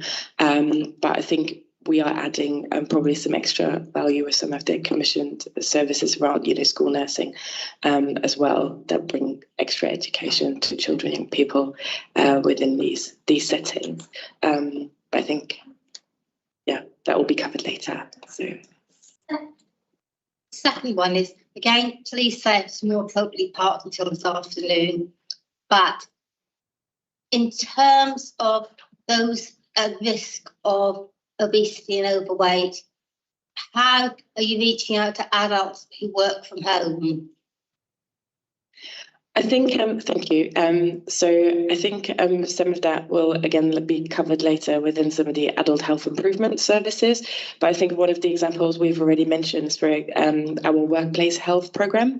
Which obviously is working with organisations, and we do know that a lot of organisations have moved to remote working now. So those programs and other adult health improvement services obviously available to adults who work from home as well.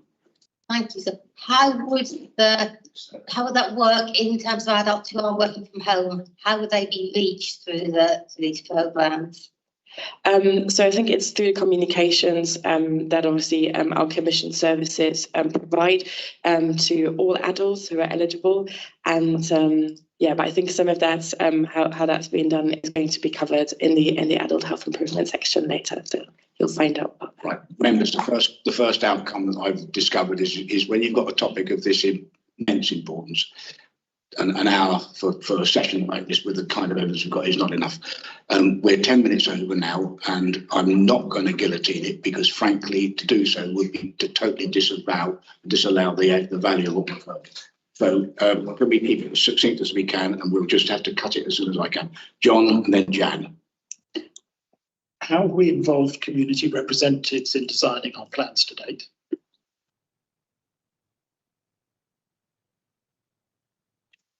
So we do do consultations with the public. We have held workshops, for example, and we are working on some tools at the moment, a screening tool that is being designed within the adult health improvement team. And for that, we have run workshops inviting members of the local community and partners as well to come together to actually tell us what they want and to help us shape the services. And that's obviously an important part of it, to make sure that what we are putting in place will work, and that is what the local residents or our communities want to see, and that it works. But I think from the other people who will talk later, I think it will become quite clear how some of our services and providers do that on a regular basis to ensure that the services we deliver are being effective.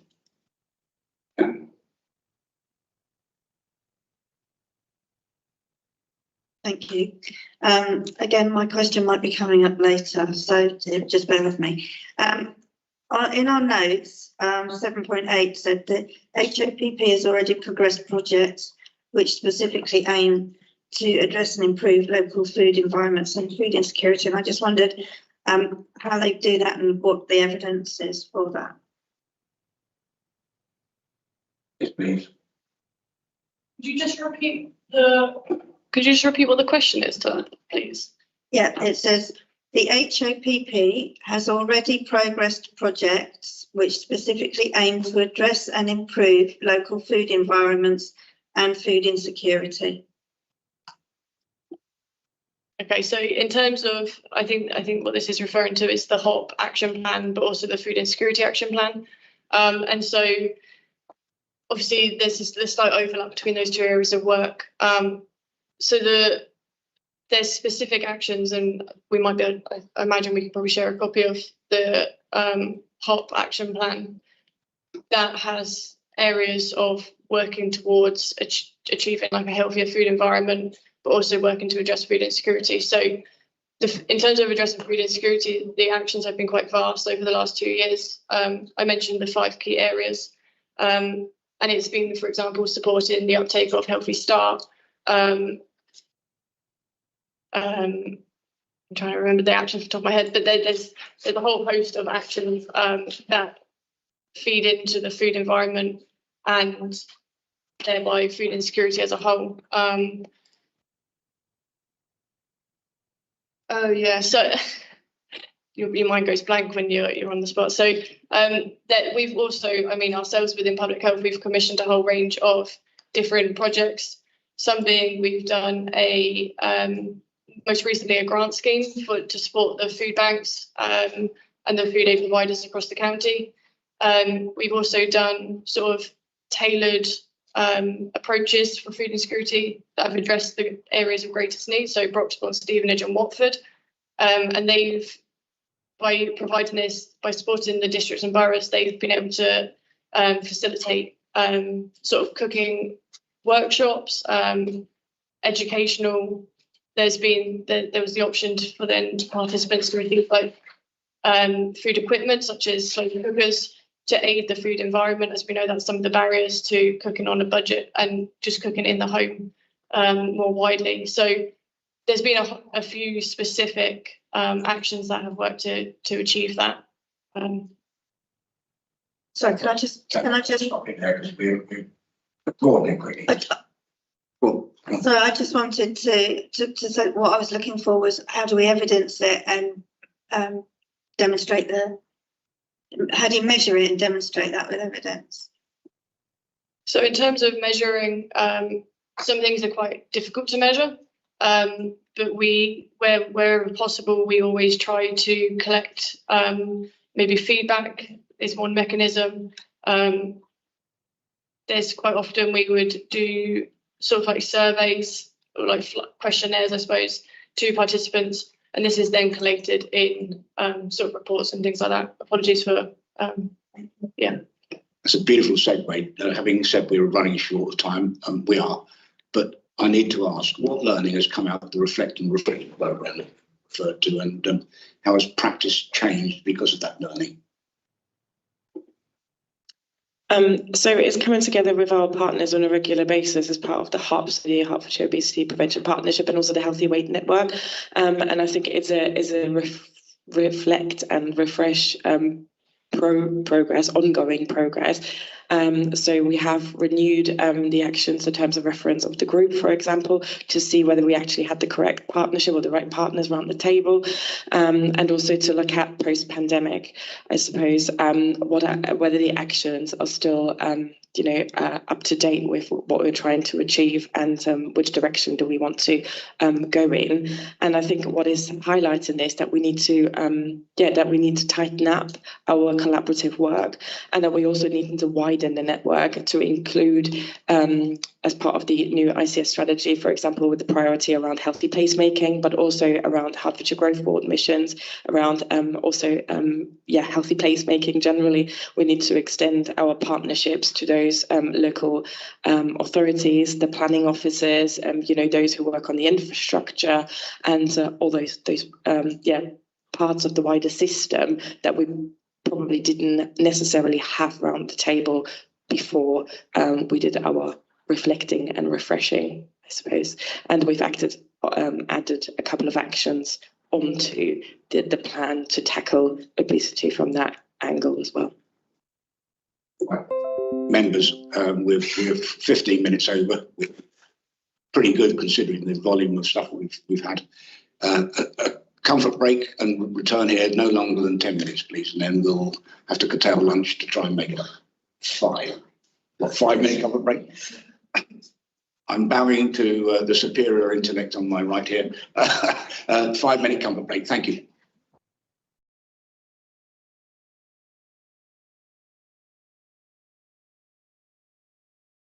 Break, everyone.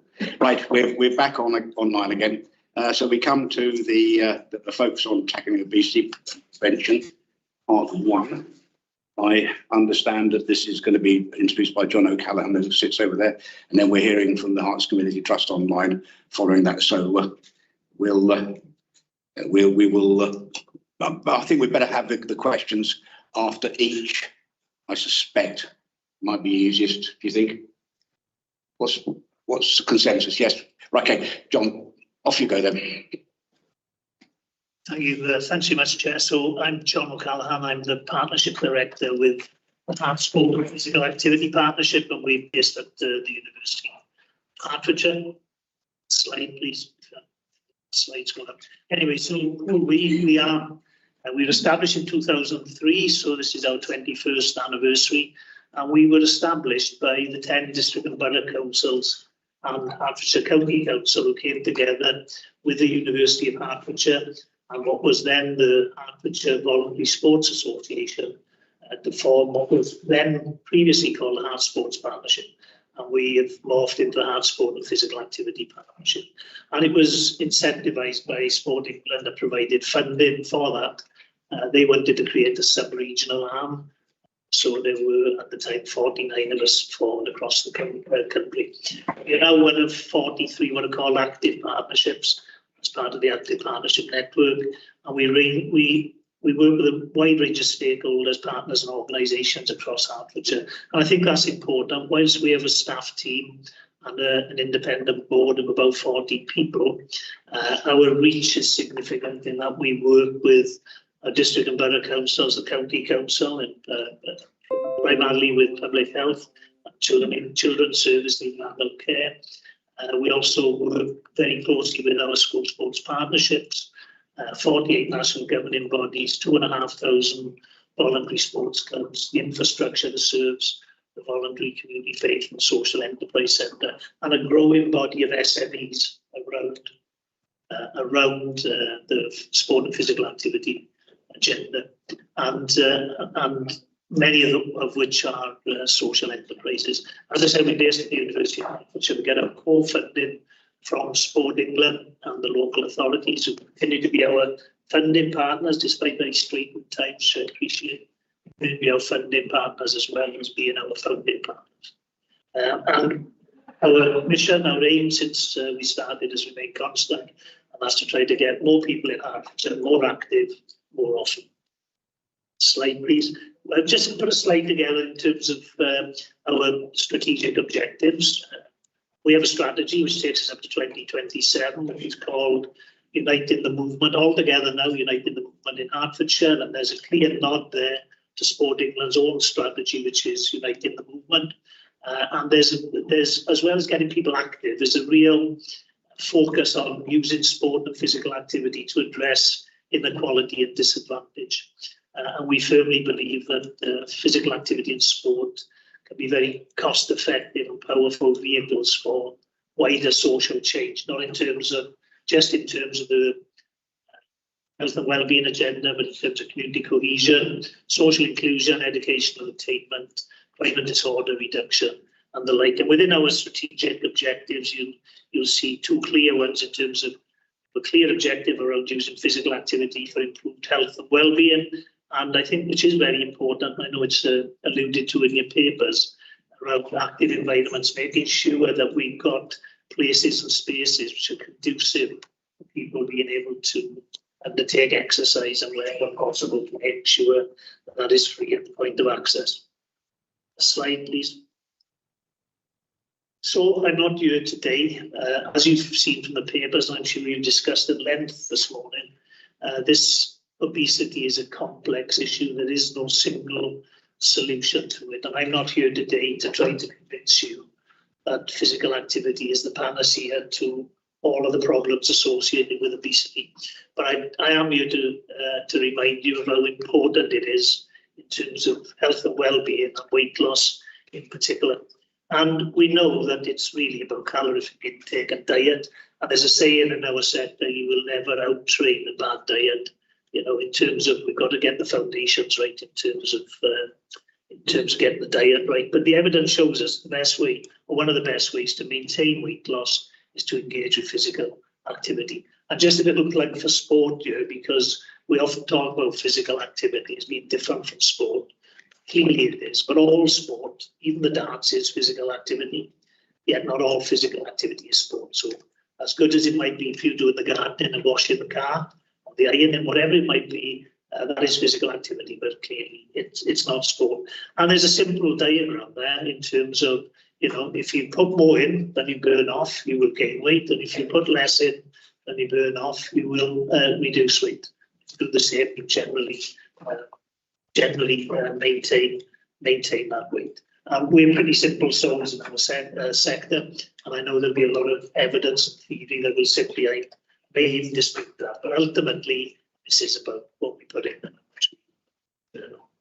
Physical activity has a key role to play. I must stress it's a key role because it can be very much part of a preventative agenda, and also it is very cost effective. In many cases, it's free. It doesn't cost anything. We need a way of better coordinating the offers that are available to our various communities. So this is about more than just weight loss. I think it's important that we, when you look at the NICE guidelines, they encourage adults and children to increase physical activity levels, even if no weight is lost, because there are additional health benefits, and some of those are listed for members' information and consideration, including, reduction in several forms of cancer, reduction in high blood pressure, reduced arthritis, pain, associated disability, and so forth.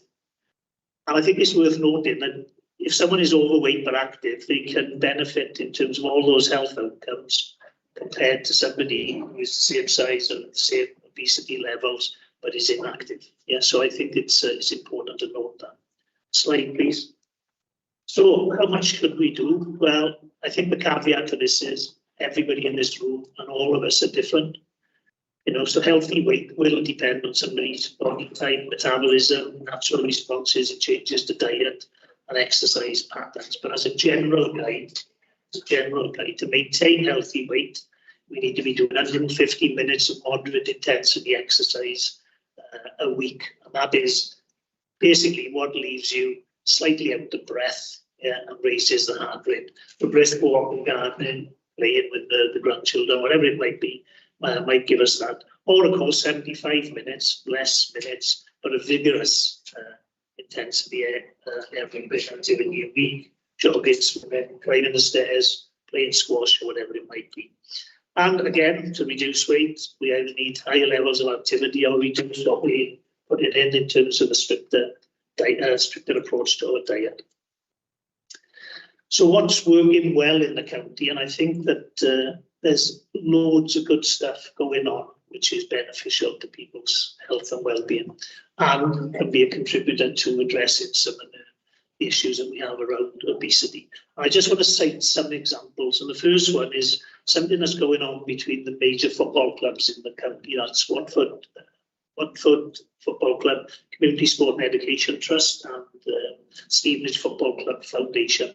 Like most professional clubs, Watford and Stevenage now have well-established, well-developed community arms that undertake work which is often unrelated to football. But what those clubs have clearly is significant reach into our populations. So we have now forged a strategic alliance with all football clubs for our health going forward, and we will, on a tripartite basis, start bidding for work and contracts and making applications for grant, because and I'm minded of your former Director of Public Health, Jim McManus, who was very keen on engaging with the football clubs because of their reach and the message that they can get out, which other organisations, including some statutory agencies, struggle with. So we've got those clubs run a programme called Shape Up. It's a physical activity and education weight loss programme. It's been developed by the Watford initially and then taken on board by Stevenage, and the foundation funding came through yourselves, through your public health department. We have exercise referral, but I'm sorry to say we don't seem to have moved on in a very long time. 40 years ago, I know you wouldn't think you're looking at me, but 40 years ago when I started as a young officer in the South Wales Valleys, I ran a couple of leisure centres. Part of my work was to go around and knock on the doors of the GP surgeries. I played rugby for the local club, Pontypridd at the time, and our club doctor gave me access to some of the GPs. And I would say, just send them to my leisure centre. You seem to be giving them an awful lot of pills, some of your patients. Send them to my leisure centre. I know some of them. They would benefit from the exercise. But what we didn't have at the time was any concrete evidence. So it was very limited in terms of the success that we got. The club doctor sent a few people down, but I was knocking in vain on most of the other doors. If you roll on 40 years, we still haven't got that right. We still haven't been able to convince our primary care specialists of the importance of physical activity obviously supported with behaviour change and everything else, but in terms of physical activity, how we can ensure that some people will benefit more, arguably, from a regular visit to the leisure centre and some advice from activity specialists than they ever will from some of the prescriptions that they referred to. So I do think that's a real issue for us. And the other side of the coin is, I would argue that our sector is readier than we've ever been in terms of sport and physical activity. I met GPs, I met a consortium of GPs 10 years ago, and said, you're still not doing all the things I'm telling you about now, you're still not doing. They said, yeah, because you're not very good at it. Your sector is not very good. When I press a button, refer somebody to a programme, I want to know, one, is safe, secondly, is current, and thirdly, when they get there, they're going to be met with people who are properly qualified. So essentially, you've got a fit-for-purpose workforce. And at the time, I think I'd have to agree with them, but we've made major strides our side. We now have something which is funded, again, by yourself, so your public health department, something called Moving More, which is an activity finder. So based on the principles of open data, you can press a button, you can find out, I think at the moment, 12,000 different activities that are available at various times throughout the week. Qualifications linked to the people who are delivering them and everything else. So we know that the programmes, what we're referring to, are current, and we know that the people there are properly qualified. So we are starting, there's lots more work to do, but we're starting to meet our side of the bargain, and I think there's a huge issue here, making sure that we capitalise on what have been some really good exercise referral programmes. When we talk about active hearts, I think I've been in this job 7 years, and my biggest disappointment is that we never capitalised on active hearts. To give you a bit of background, 7-8 years ago, we had funding, £1 million funding, which half of that came from the clinical commissioning groups at the time and some funding from public health.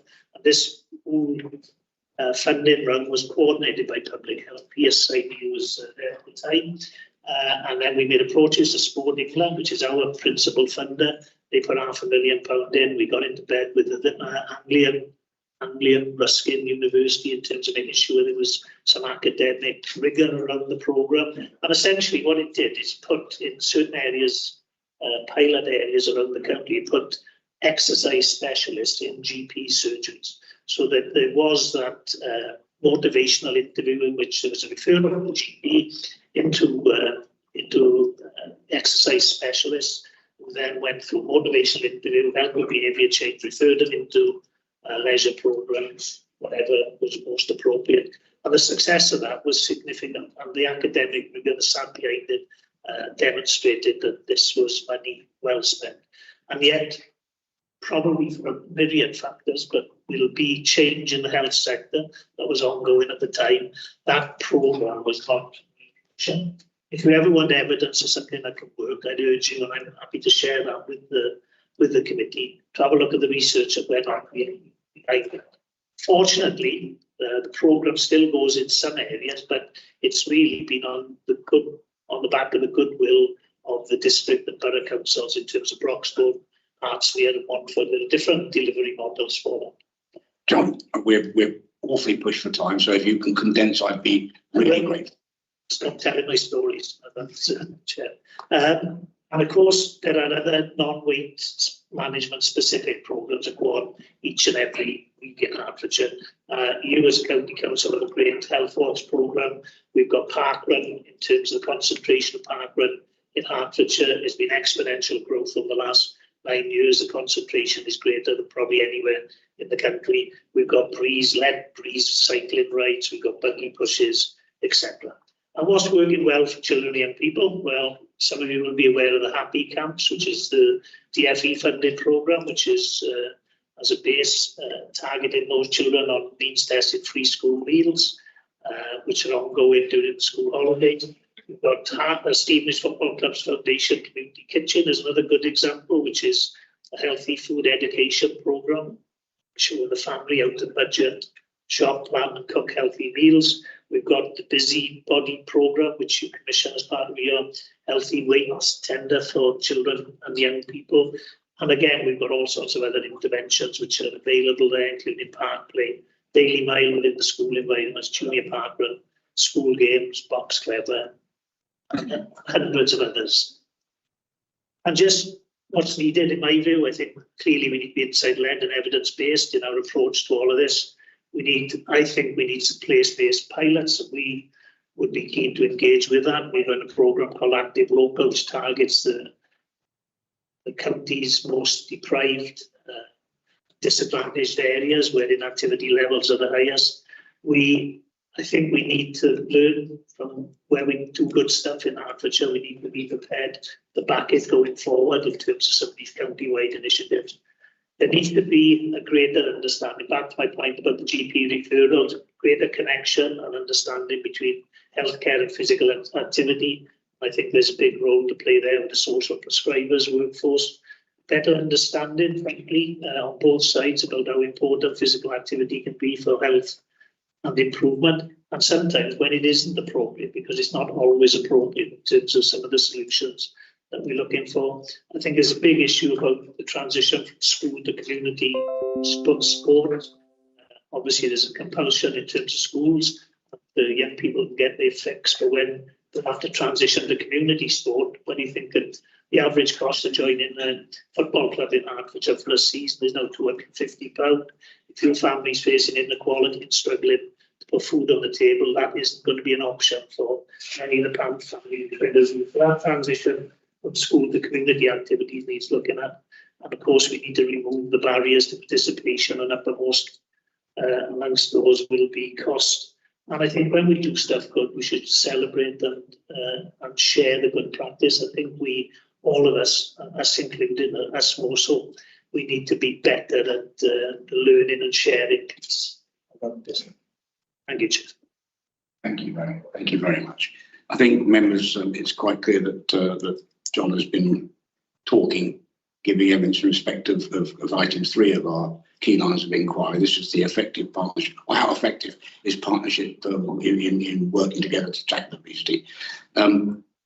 I think what we need to tease out, members, is what is that learning, and what would be the practical programming to turn that learning into good practice. So, members, have you got questions? Shall we proceed to the next part of the? Okay, we'll proceed to the next part of the. Now, I understand we have in the room Naomi from HCT with Asha online to give any support that's necessary. So, Naomi. Can I ask questions afterwards? Yeah, of course. Yeah. I think to both. I think unless you've got something that you think. Going away. Can we go on? Yeah. Right. So, Naomi, if you could proceed, then, and we'll have a question and answer session afterwards for both of you. Just trying to make my microphone. Yeah, so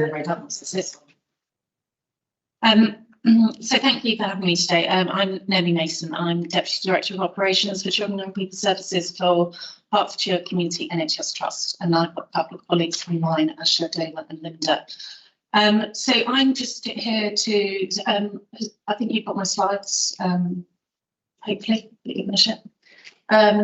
But here to talk about the Family Centre Services offer for tackling obesity. For those who don't know, so the Family Centre Services is a joint partnership between the Family Support Services and our Public Health Nursing, which is our health visiting and school nursing, which is the 0 to 19 offer. So from a sort of universal perspective, the Family Centre Services offer it is about a 0 to 5 offer, and then it's the school nursing, which is the 5 to 19 offer. But we offer a sort of pathway from antenatal care all the way through to adulthood, around making every opportunity that we have, every interaction with mothers, fathers, with developmental checks about having conversations for infant feeding, nutrition, and healthy eating. And these are our golden threads through every single one of our contacts. And we really use that approach of making every contact count. So there's key contacts that we have through the antenatal care, our new birth visits, we have designated clinics where we can provide weights and advice and around eating well, access to healthy start vouchers and vitamins for those who are eligible. And we've got our developmental checks at 6 to 8 weeks, 1 year, 2 years, and then the National Child Measurement Programme, which is undertaken by school nurses. So in the interest of time, I'm going to skip through a few slides just because I think you're tight for time. So the next slide, which is all about what the antenatal discussions cover. So I'll leave that for you to read, but we really do start those conversations about how to feed, how parents want to feed their baby, what their thoughts are. We start those conversations really early and have an ongoing conversation between midwife, the health visitor, and the parents. So just a little bit about why infant feeding choices are so important. The choice that a parent makes around infant feeding can really make an impact on obesity later in life. The data is really clear that where there's been studies that breastfeeding can cut a child's chances of becoming obese by up to 25%. And overall, breastfeeding is associated with a 13% reduction in childhood obesity and being overweight. And we know that the cost of obesity in adulthood is significant, and NHS costs estimate at 5.1 billion annually. So for us, in order to target those obesity levels, we really need to start at that early ages, and we do have quite a focus on breastfeeding within Hertfordshire. So just to give you sort of a bit of a picture about the Hertfordshire data, we currently have, so we know that at 6 to 8 weeks, babies who are breastfed is at 66%. This compares to a national average of 48%. So we do have good rates of breastfeeding in Hertfordshire. We also know that those families from minority groups have higher rates of breastfeeding than our sort of white British population. And as I said, our public health nursing teams, they do approach that making every contact count, providing guidance, information, and most importantly, working with the parents around what their feeding choices are, because breastfeeding might not be right for every child. And it's about understanding those choices and respecting them and supporting the family. We do have an integrated offer between family centre service, family support service and our public health nursing. And we've got infant feeding support workers who work alongside the family support services to support new mums and providing webinars for antenatal mothers. We're really proud that in HCT we've got UNICEF Gold for Breastfeeding Initiative, and that's the 3rd year running that we've achieved that, which is all about our rates of breastfeeding, but also the way we work with our families about following guidance and supporting families to be able to breastfeed. And we also know that in Hertfordshire, we know the feeding status of 99% of babies at 6 to 8 weeks, which is really good. So one of our key sort of opportunities is that new birth visit with our health visitors. And the new birth visit has to take place within 10 to 14 days. 91% of our new birth visits are achieved at that time. And actually, for those that are just outside our KPI window, 14 days, we are almost at 100%. And those children that we don't get that new birth visit to are either because they've declined, or it might be because the baby's still in hospital. And at that time, we do a full feeding assessment, and that's for bottle feeding and breastfeeding. We do the physical assessment, including the weight of the baby. We discuss with parents around mixed feeding, bottle feeding, and really important about using the correct formula for the baby's age so that the baby doesn't take too much formula. There's lots of discussions around responsive feeding, and importantly, how to recognise when feeding's going well and have that positive reinforcement. And we also then go on to have conversations about breastfeeding in public and supporting mothers who are returning to work and how they can continue breastfeeding, making sure that we provide advice around safer sleep for night feeds and day feeds as well. And we really support the use of following the Department for Health WHO and UNICEF guidelines around exclusive breastfeeding for 6 months. And we really encourage not to introduce solids until 6 months.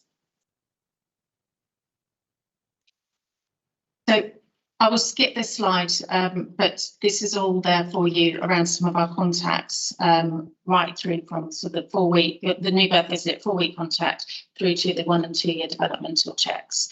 But there's some information in there about what we cover in those times. So if you then want to move to the National Child Measurement Programme. So this is a national programme that our school nurses deliver in schools. It's a measurement programme that's undertaken at reception and year 6.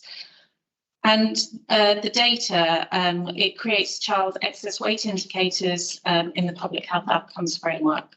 And this is part of the government's approach about tackling childhood obesity. The data within Hertfordshire is then does show, sort of when we look at the 21 and 22 data compared to 22-23, that actually there's a small improvement in the overweight and very overweight categories for both reception and year 6, and the details are there in the table below. However, what we've noticed so far this year, that our quarter 1 data has shown that there's an increase in overweight and very overweight for the year 6. The reception age seems to be holding steady. All of this data is inputted into the NCMP portal, and then busybodies can access that data directly. So every child that's identified as being overweight or very overweight will be invited to participate in the busybodies programme. And currently, the last data pool, there's about 3,500 overweight children identified per year. So some of the challenges around the NCM programme in Hertfordshire, schools have the option to opt out of it. So if parents of schools don't want us to come in and do the screening, they don't have to have it. We are trying to find a different process for this, and going forward, we're hoping that we can set up a service where we contact those families directly, so that we can invite them in to have that screening done at a clinic base rather than in schools. GPs aren't notified if children are overweight or very overweight or underweight, and we're again exploring this to see how we can get that communication better so that GPs are aware at the earliest opportunity. And children are sometimes opted out if they are overweight. Parents don't want them to be embarrassed by undergoing the process. So we do miss opportunities where we can refer on for support. And the process for overweight and very overweight children is the same. So those children that are very overweight that may have, more vulnerabilities in terms of their health, there are opportunities that can be missed about referring them on to specialist clinics, so for complications of excess weight, which is delivered in some of our tertiary centres. And then we've got other pathways that we provide within our services to support healthy lifestyle choices. So we've got an online health needs assessment that is completed in reception in year 6. And this identifies children who may benefit from further, more targeted approach around healthy lifestyle discussions. For our more vulnerable children, so those that are on child protection plans, safeguarding concerns, we will offer this as a face-to-face and do a more targeted approach around this.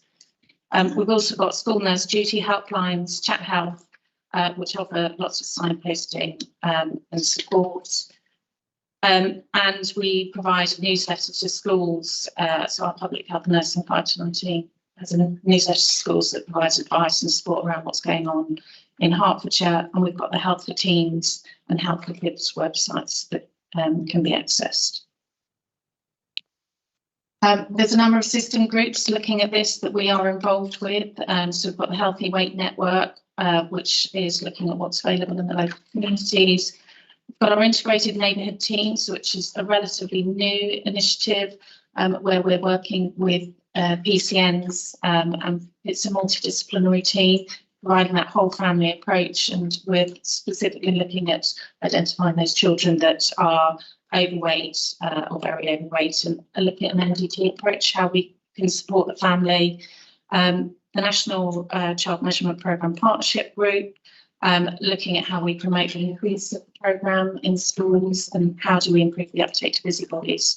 And there's the whole Systems Obesity Network as well. So that's it from me. And thank you very much. I see you've got two colleagues online. Anything you would like to add? I think it's Naomi and Doma, isn't it?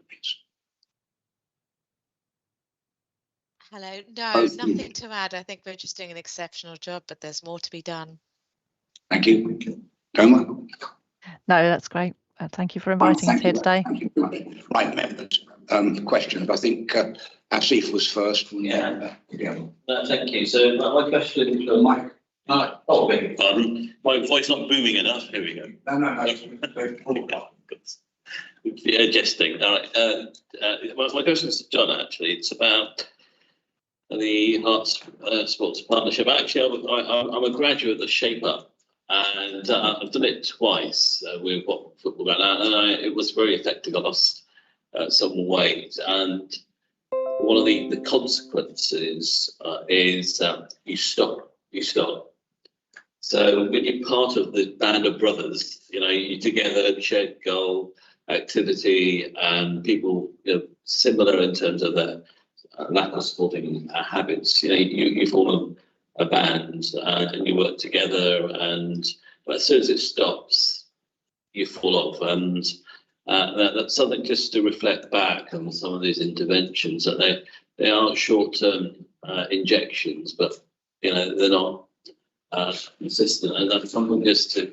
But my other actual question was about those partnerships and working in them. And some types of people are really difficult to get engaged in physical activities. I'm talking about, say, Asian women in particular. I'm talking about my wife. And there's cultural issues, there's issues about modesty, and faith comes into it, and so certain barriers to overcome to get involved in physical activities. And actually, younger people now are much more inclined to be online. If you talk about football or golf or whatever activity, whether it's in the Xbox or the PlayStation or the phone, rather than actual reality of going out and engaging in those activities. How would your partnership work deal with some of those blocks that are actually happening? And I can just talk about preventative, particularly young people, if they're now less and less being active, especially working class children. John? Yes, I wouldn't disagree with anything you said there. I think it is, some of this is to do with short-term funding, so the cycles are shorter than what would be optimum. But it is trying to instill behaviour change, and sometimes that takes time, and you've got a behaviour change. You can't, in our experience, you can't just rely on people just themselves to change behaviour. There's got to be something in between them and the intervention. I think in terms of young people, there's some interesting insight starting to emerge, because we have a Children and Young People Active Lives survey which Sport England undertake, and they're showing some interesting sort of results there, particularly teenage girls. There's been a major increase in walking, for example, recreational walking. But those barriers you said around cost and some of the religious issues and the faith issues, I think we've got to be mindful of those. But there are some good examples in Hertfordshire and across the country. Asian women in particular, there's a great cycling initiative in Watford, for example, and we put some funding towards the Asian Women's Association, I think, from out to Sopwell in St Albans. So there are some pockets of good practice, and I think we need to try to learn from them. Too often in the past, we've been guessing what affects the lives and what are the barriers to participation when we don't have the lived experience of it. So I think there is a piece around greater interaction and making sure we put the voice to the communities we're trying to reach at the heart of what we're trying to do. See any other? No, thank you. Any follow-up? Did anybody else want to ask any questions? Fiona, I beg your pardon, sorry. Thank you, Chairman. I've got questions for John and Naomi. For John, how does the sports partnership work with those people referred by GPs who are adamant they don't want to engage, who are adamant that sport or physical activity is not for them? Yeah, well, clearly that's a challenge, and there's all sorts of reasons why sport isn't for them. But that shape up and the Active Hearts programme shows that if you put the right interventions in place, particularly around people who are qualified in motivational interviewing and understand the principles of behaviour change, you can change things. But I think it's fanciful if we're going to imagine that somebody who's obese, who hasn't got off the settee for 10 years, is going to suddenly jump up and start playing some of the sports and some of the offers that we've got in place. But what we've found increasingly, that the GP's voice clearly is a trusted voice. And that, out of anything that we've seen for people who are inactive, has been the biggest motivator in terms of changing lifestyles to increase their physical activity levels. There's no simple answer to it, and there will always be a cohort that we won't be able to reach, because ultimately this is about personal choice. Yes. Thank you. Just to come in on that as well. John's absolutely correct. The power of a healthcare professional referral in terms of it translating into initiation of that intervention or initiative is much higher. So we really value and kind of work with healthcare professionals such as GPs. I think it really emphasises the point about physical activity isn't just sport, that it can be gardening, it can be walking, it could be cycling. It's a whole range of activities. And it's about making people aware of the range of activities that contribute towards their health.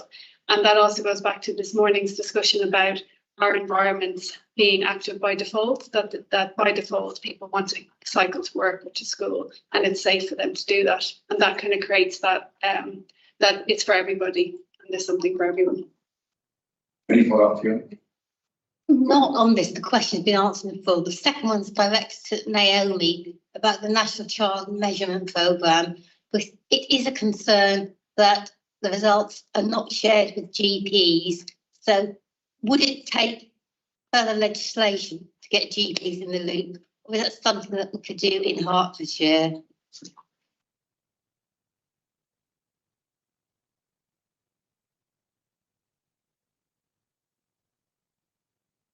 So I don't know that the legislation changing would make a massive difference in Hertfordshire at the moment. I think it's how do we work together with our PCNs and make sure that we've got really good data sharing. So we are working on some solutions for that. But anything that supports, sharing of data, we would really welcome. So far, the question has been answered. Thank you. I have a question, and I'm not entirely sure who of you would want to pick it up. Perhaps you might pass it from one to the other. Richard, hi. Sorry. Hi. Thank you. Thank you. Don't use anybody. I've got a question which I think is probably more general, so I'm not entirely sure which of you want to answer it. But I'm interested in the system working. INTS or perhaps PCNs, are they helping to tackle obesity, and how is this different to previous work, and what benefits are being seen or might be seen? Yes, anybody. I don't mind who. Sarah. I'll briefly cover, but I think it might be a good question to ask our clinical lead in the ICB, who's coming after lunch. But briefly, primary care networks are groups of GP practices and other health professionals that come together to tackle local issues. There's also a new development, as Naomi mentioned, which is integrated neighbourhood teams, which do something similar, but they're much more about multidisciplinary care around groups of patients. In Hertfordshire, some PCNs and some INTs are focusing on obesity and are linking in with other providers, some of the organisations you've heard from today, the other forums that we have in Hertfordshire, to make sure that they've got wider stakeholder voices in the work they do clinically on obesity. I think that could be really important and helpful, because one of the themes that's been coming through for me this morning is that local place-based approach, which really draws on the different needs of different population groups in our community. And the more that we can do to link in those community voices with clinicians, I think the more effective we will be.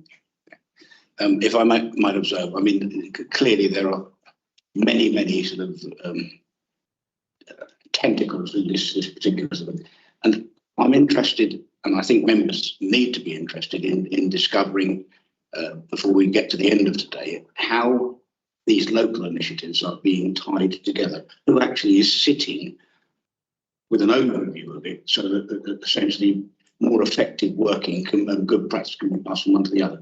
I think clearly we'll return to that, I think, this afternoon, but essentially you see where I'm coming from. It's clear from the evidence that we've had this morning that there's an immense amount of work going on, and good work too, but is it being as effectively targeted as it might be, and is there more we can do in terms of advertising? What do you call it? Where you route people to it. It's not the technical term, but anyway, members, anybody else got any queries on this particular issue? And in which case, I suppose we could now call this.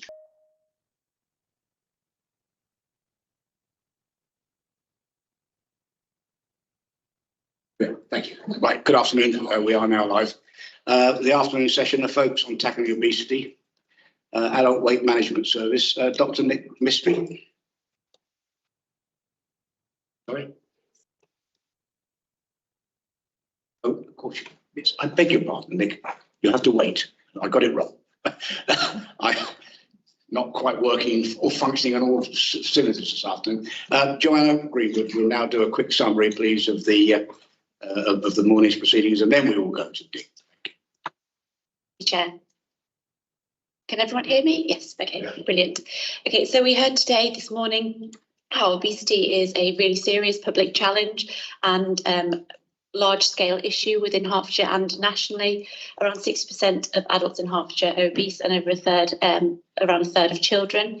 We heard how socioeconomics play a real important role in regards to tackling obesity. For example, areas of deprivation, such as in Broxbourne and Stevenage, we do see higher cases of children or adults who are overweight or obese. And that the knock-on effect of being obese or overweight, such as the increased likelihood of other metabolic diseases such as type 2 diabetes and cancer. And we heard how obesity is on the rise, especially as we are now living a more sedentary lifestyle after COVID.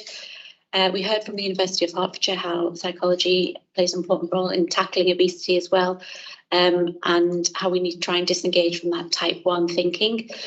And that we need a complete change to thinking and behaviour in order to avoid temptations in order to address obesity, and how also things like trauma and abuse make it really quite difficult to engage in that type 2 thinking.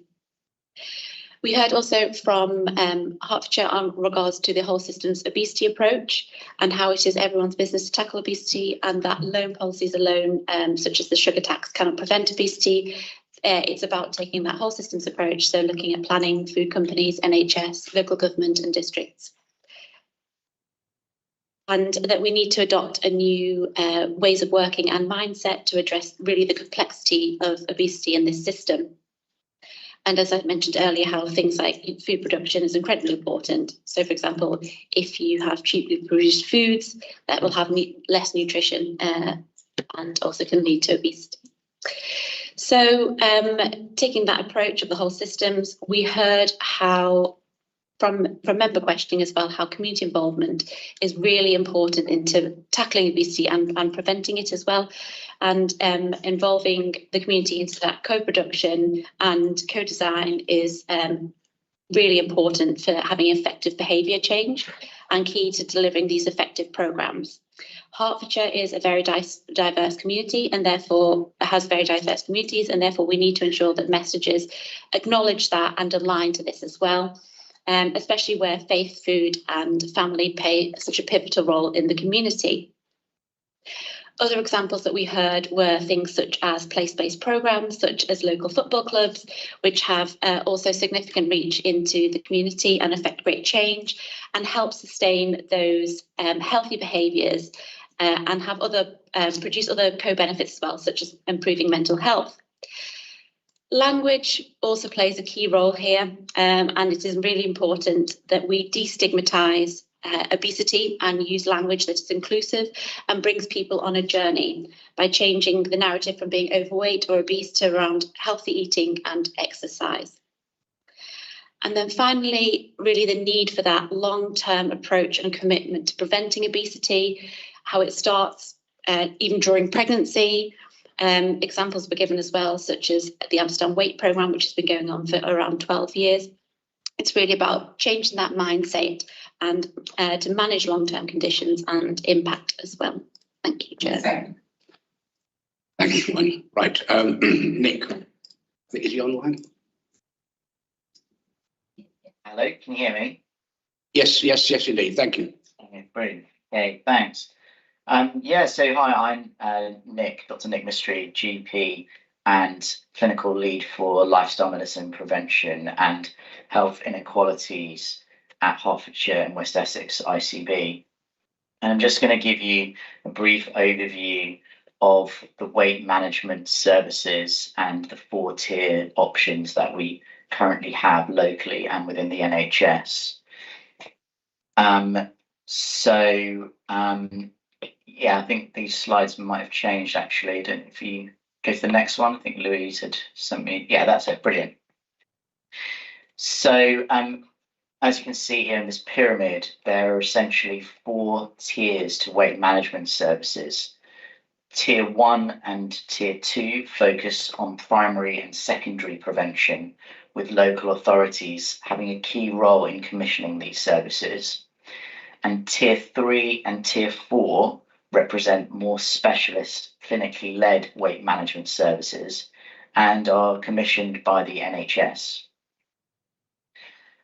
So if we're looking at Tier 1 here, this is, as I said, your more of your universal interventions, prevention and reinforcement of healthy eating and physical activity messages, which includes public health and national campaigns and providing brief advice. In Hertfordshire, Tier 1 is delivered by local and regional public health teams, together with the identification and advice often carried out in a primary care setting by healthcare professionals such as GPs, nurses, health visitors and school nurses. And there's also support from pharmacists, local leisure providers and allied organisations. Tier 2 are your lifestyle weight management services delivered in the community. And Hertfordshire County Council is responsible for commissioning adult Tier 2 services across Hertfordshire, and these are actually co-commissioned with Hertfordshire and West Essex ICB, and which you'll hear more about shortly. And then at this level, you also have some other services which are national programs, and I'll go through those now. So that's the National Digital Weight Management Programme, or DWM, and the NHS Digital Diabetes Prevention Programme, or NDPP. And just briefly, just Tier 3 and Tier 4. So Tier 3 is your specialist services. I'll come on to those later. And Tier 4 is more just is specialist but surgical intervention, so your bariatric surgery. Okay, if you go to the next slide. So yes, just about the digital weight management program, as the name sort of suggests, it is a digitally led program, and eligible patients are those living with obesity, so BMI of 30 or more, or 27.5 if you're from a Black and ethnic minority. And you also need to have either diabetes or hypertension, or both of them. There are some exclusion criteria that you can see here. Similar to other tier 2 weight management services, it's about a 12-week program, and it consists of some online coaching and sort of tailored support for the individuals. And in Hertfordshire, if we go to the next slide, we have historically not been particularly high users of this service, partly because it's quite confusing for GPs, because that's where the referrals come from, because we've got such a range of options. And I think we had an issue this over the last 12 months where we were over utilising our local tier 2 service. And so part of my role this year has been to try and change referral behaviours from GPs to encourage more appropriate use of this service. You can see, I don't know if you can see if it's come out that well on the slide, but essentially last financial year, so 22-23, we hit about 38% of our total referral capacity into the digital weight management program. But this year we're up to about 80%. I've just looked at the latest statistics. So we are well on course for actually reaching our quota for the year, which is really encouraging to see. And that means that more patients living with obesity have been able to be helped and hopefully have lost weight. So if we go to the next slide. And this just tells you that the top sort of 10 referring ICBs in the country, and you can see now from the changes that we've made to referral forms and promoting the service that we're now right in the top 4. I think we're currently number 6 or 7. So a really good achievement from everyone. If we go to the next slide. So this is just a little bit about the diabetes prevention program. Again, sort of sitting in that sort of tier 2 level service, but it's a nationally led program, and it's for anyone who has pre-diabetes or at risk of diabetes. And this is an HbA1c, which is a blood test result of between 42 and 47. So these patients don't yet have diabetes, but they're at risk of developing it. And although you don't have to have a BMI of over 30 to be eligible for this service, obviously many patients will be. And so again, a lot of the work we've been trying to do is to try and get patients who are eligible for this service, perhaps to use this one, so that it frees up extra places in our other services, such as the local tier 2 commission services. And again, actually, I haven't got a slide here on the data, but it has actually got really good outcomes. And a lot of my patients have given me very good feedback about the service. Again, providing one-to-one support, coaching for patients, and education about diet, particularly that might be helpful to prevent diabetes. Okay, next slide. We also have a universal service here that's available to everyone. I guess this would perhaps sit more with a tier 1 service. It's the Better Health NHS weight loss app, which is available to everyone, and you can just simply download it onto your phone. And again, it's a 12-week program. Again, really good reviews. Lots of patients seem to really like this. I've had some really good feedback. If you look at the reviews on the App Store, again, really good. So if you perhaps don't qualify for the other services, this is an alternative that is available to everyone. Slide. Yeah, so just going back to sort of just to summarise again that the tier 3 and tier 4 services, these are sort of NHS provided, and these are specialist services provided by hospitals. And tier 3 is your non-surgical weight management, so more specialised than a tier 2, perhaps for patients that have been through the digital weight management program or a local tier 2 service, but perhaps didn't get the results that they wanted, or perhaps for patients with more complex needs that need a bit more specialist team approach. And this is all predominantly face-to-face. And you may get access in these services to medications such as the weight loss injections that obviously everyone's heard about in the news. But not everyone will have access to those. It's obviously dependent on some particular criteria and whether it would be suitable for that person.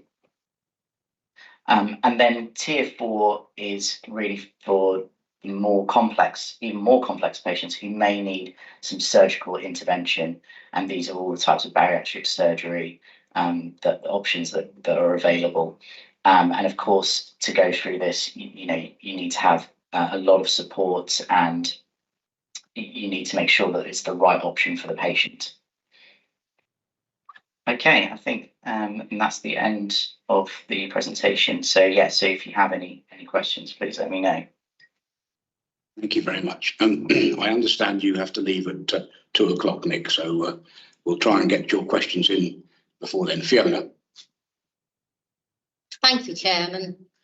Dr. Mystery, I'm a practicing community pharmacist, and in my role, when doing a new medicines review with a patient, a new medicine service review with the patient, what the options to ask for healthy lifestyle include physical activity, healthy eating, and weight management, which I always ask for patients newly prescribed antihypertensives, cholesterol drugs, or drugs for type 2 diabetes.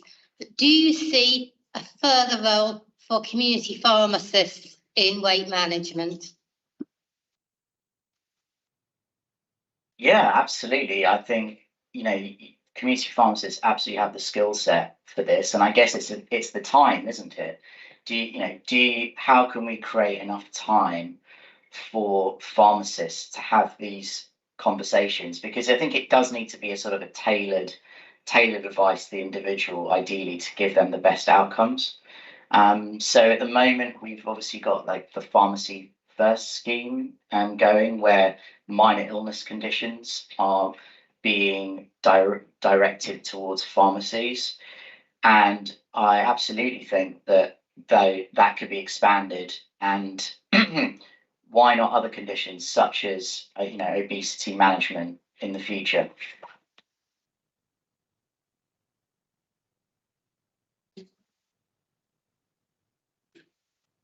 Please, thank you. Thanks, Fiona, for your question. I'm happy to come in on that, just to explain a bit more about what the community pharmacists are already doing at the moment. So across Hertfordshire, pharmacy teams already have trained healthy living champions, and they can already advise and provide a range of resources. And they're actually there also to refer adults to the relevant weight management service, so they will have that information. And pharmacists can actually also directly go to the National Digital Weight Management Programme, which Nick has shared with us already. Thank you. Any other members got any questions for Nick? Right, in which case, may I ask, I'm trying to probe how systems working is helping reduce or tackle obesity. And how is this different from previous work, and what benefits? I think the INT, Integrated Neighbourhood Teams, is an example. I really need to discover whether or not we're sort of learning from past, I shan't say mistakes, but past work that hasn't perhaps produced the results that we want. So can someone do a brief sort of summary of where we are on that? I think that's probably an appropriate question for Nick. Nick, I wonder if you might be able to come in just to talk about your experiences of primary care networks and how they're coming together to support the prevention and the tackling of weight. And perhaps, I don't know whether you can extend that into the development of the integrated neighbourhood teams and your experience to date. Sure. Okay. I mean, I can try and answer that. So a lot of PCNs have identified key areas that, depending on their particular population, they've identified as a key area that they need to tackle. And many of those may have chosen obesity. So one PCN that I've been working with have designed a project to try and optimize referrals into the digital weight management system. So digital weight management program. So we've identified searches for patients that can be run on the GP computer system to find patients that would be eligible. And then we can communicate with those patients either en masse with text or phone or face-to-face, and find out if it's something that would be appropriate for them, and if they would like to consider it, then we can refer them. But every PCN is doing sort of different things on the prevention agenda. But yeah, that's just something sort of locally. Hamali, I don't know if there's anything in your area that you can talk about. Yeah, I mean, it's really difficult because I've put a few things in the chat as you were talking, Nick, but often what we're doing in primary care is a sort of a approach to chronic disease management, of which obesity is a part of, but it's not the sole thing that we are looking at. And so in terms of the more in-depth support that patients need, it does have to come from the tiered services. But obviously everything we're doing in terms of promoting lifestyle, discussing with patients, all of that does come under the primary care approach. We have the ECFs, and so every practice, every PCN has identified different things that they need to tackle. And so, for instance, they might be coming at it from a heart failure perspective, or they might be looking more at lung disease or whatever it is for the patient population. But as part of some of those chronic disease conversations, obesity management will be discussed. But I don't think there is the time available to solely focus on obesity within general practice and primary care. And that's why we need the services to be better, because at the moment, tier 2, especially tier 2 services, are not leading to sustained weight loss. People may lose a little bit of weight while they're on the program, but then they tend to regain it.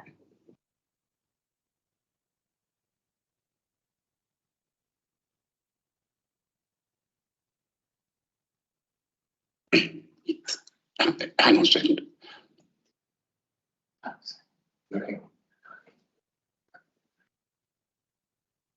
Thank you for that. Excuse me.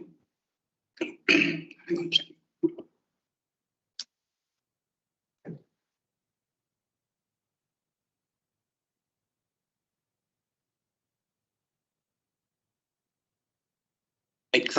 Thanks for that. Any other questions for that team? Yes, John. Just something, I think it's Hamali, apologies if I mispronounced your name, was just saying about the tier 2 services. And as actually Councillor Khan made reference to this morning, the difficulty in maintaining weight loss for people. Have you any thoughts on how tier 2 services could be improved so as to help people maintain their weight loss? That's a really tricky one, because actually a lot of people lose weight whilst they're in the service. So the service is working, right? The issue is obviously way more complicated, and it's probably the environment. So whilst you're in a service or in a trial, you lose weight. The problem is when you leave that intervention, that's when you regain the weight. So it's almost like people need perhaps continuous support ongoing, but obviously that's difficult. Funding, obviously a huge factor. But I wouldn't necessarily blame the service. The service is, often patients, I get reports back, and often my patients have lost weight. It's when they're not in the service anymore that's the problem. Yeah, I was going to add to that. The environment is a big problem. The fact that often there are the most unhealthy things are the cheapest, and so patients who are not necessarily that well off, they won't necessarily go for the healthy options because they are more expensive. Advertising, is a problem. What's on your doorstep is a problem. The only thing I would add on the actual tier 2 services is perhaps, and I think the reason tier 3 works a little bit better than tier 2 is because they can give a more individualized approach. Often tier 2 only has the capacity to give more of a broad approach and not necessarily be honing into that one individual and what their needs are, and whether that can be changed within something that's a short program, and how in depth that is maybe something to consider. But yeah, I think it is multifactorial. I don't think it is just the program. Thank you for that. Yes, please. Thank you. Thank you. I just wanted to touch base a little about the sustainability of somebody's weight loss. Just to say that included within the Tier 2 programme and the NDPP, which is the diabetes prevention, is that we're trying to look at training the coaches and the advisors that deliver the programme about signposting to services that are within their local community, because it's really important to link into the voluntary sector organisations, things we've heard about park run, health walks, what already exists in their local communities, and that's embedded in the programmes that are delivered. So even if they're not in the structured programme, which is going to be time limited, typically it will be 12 weeks for a Tier 2. The diabetes programme is, though, 9-month programme, so it's a really massive commitment by that individual. But we do always try and link in with the existing services that exist.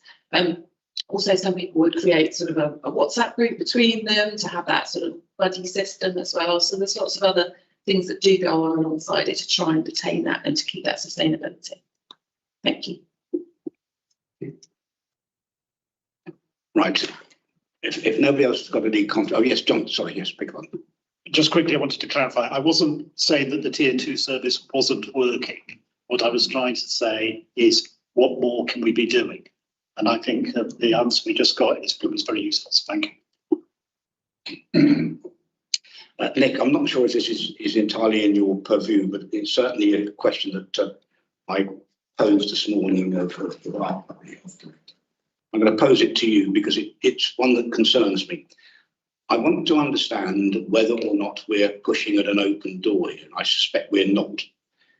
It seems to me that there is a general reluctance of the wider public to acknowledge the damage that obesity can do and clearly does do, which I think is understood by our clinicians. They understand the impact. But if an individual is not suffering from poor health, even though they may be overweight, do they recognise the dangers of obesity? Do they understand that if they are obese, they need to take action? Or are we failing to communicate the realities that I know the clinical, our clinicians understand? I want to understand how difficult it is to persuade people to recognise and acknowledge the condition and the damage it can do. In my experience, I think, a lot of people, obviously, there's so many factors, and I think it depends on the person and the population. But in where I work, and it's more of an affluent area, I would say that people, are aware. Education is not the issue where I work. It's the support and and that's to do with the environment and where they live. And it's the ability, it's not the want, it's the difficulty in losing weight. And we know that is the problem. It's, people may want to lose weight, they just don't know how, or they try and they don't succeed. And there are multiple reasons for that.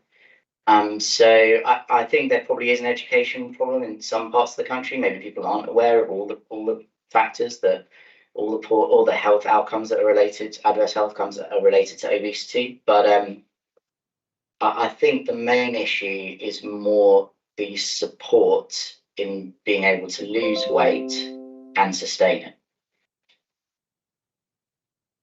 Thank you very much. I think, unless there's any other questions, I think we may let you go, and thank you so much for your presentation and for giving us the side from the NHS, I think, which is important.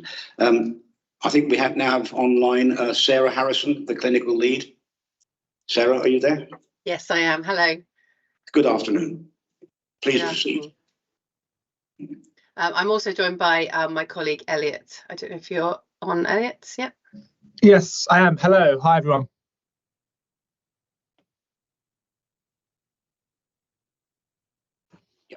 Carry on, please. Yeah, fantastic. Go to the next slide.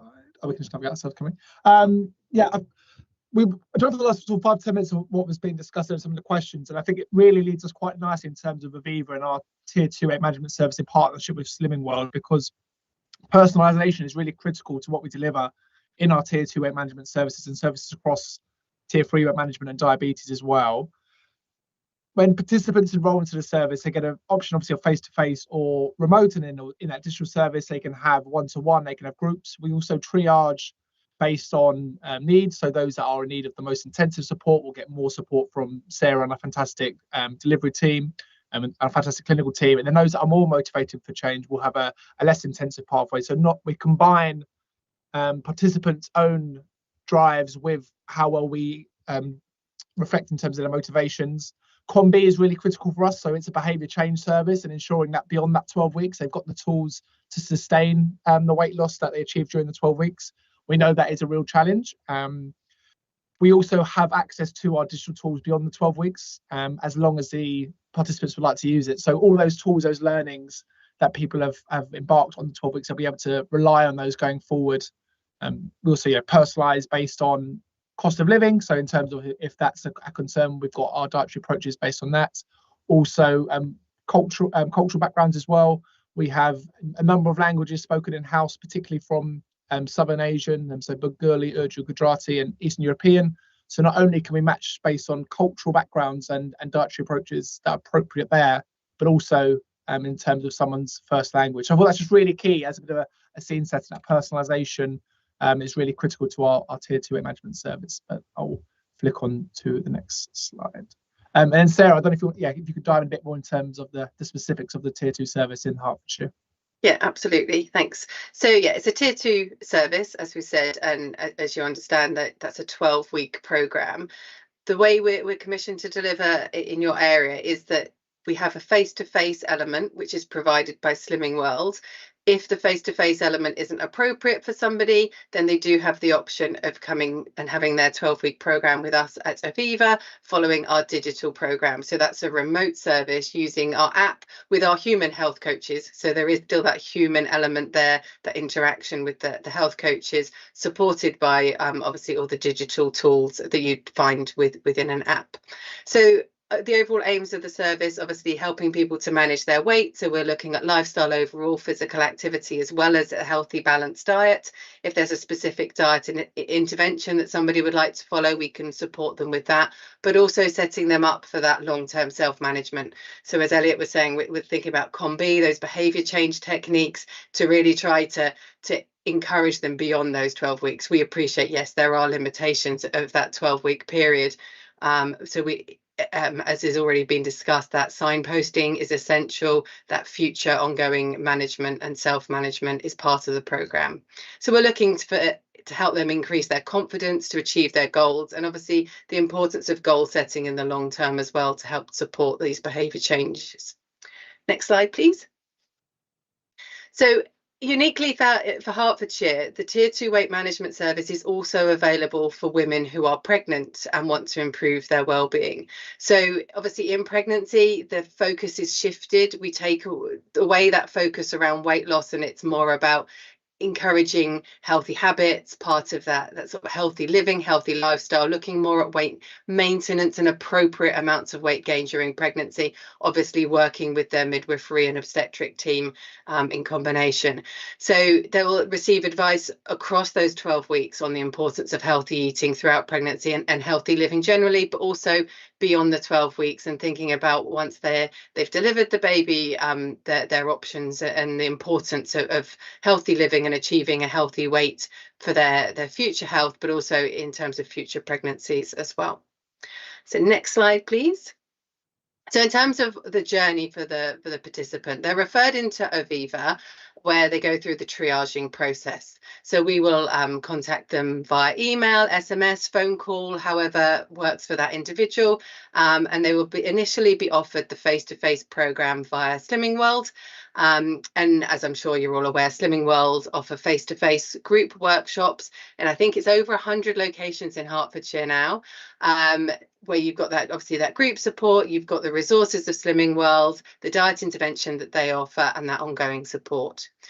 If for some reason face-to-face isn't appropriate, then we obviously can then help from a remote point of view. So we have an app that's been built around behaviour change techniques. So patients can communicate with their coach via the app with asynchronous app messaging, so like a chat message. They may be part of a chat group within this as well. If for some reason they're not able to use the chat messaging, we can organise phone calls with them, and particularly for patients who would like their care in a different language, this is the most appropriate way of doing that. So the app has a lot of inbuilt behaviour change technology around tracking, feedback, but also within the app we have our educational resources. So there are articles and lessons that open up over the course of the 12 weeks to help guide them through those behaviour change and healthy living, healthy lifestyle techniques. Next slide, please.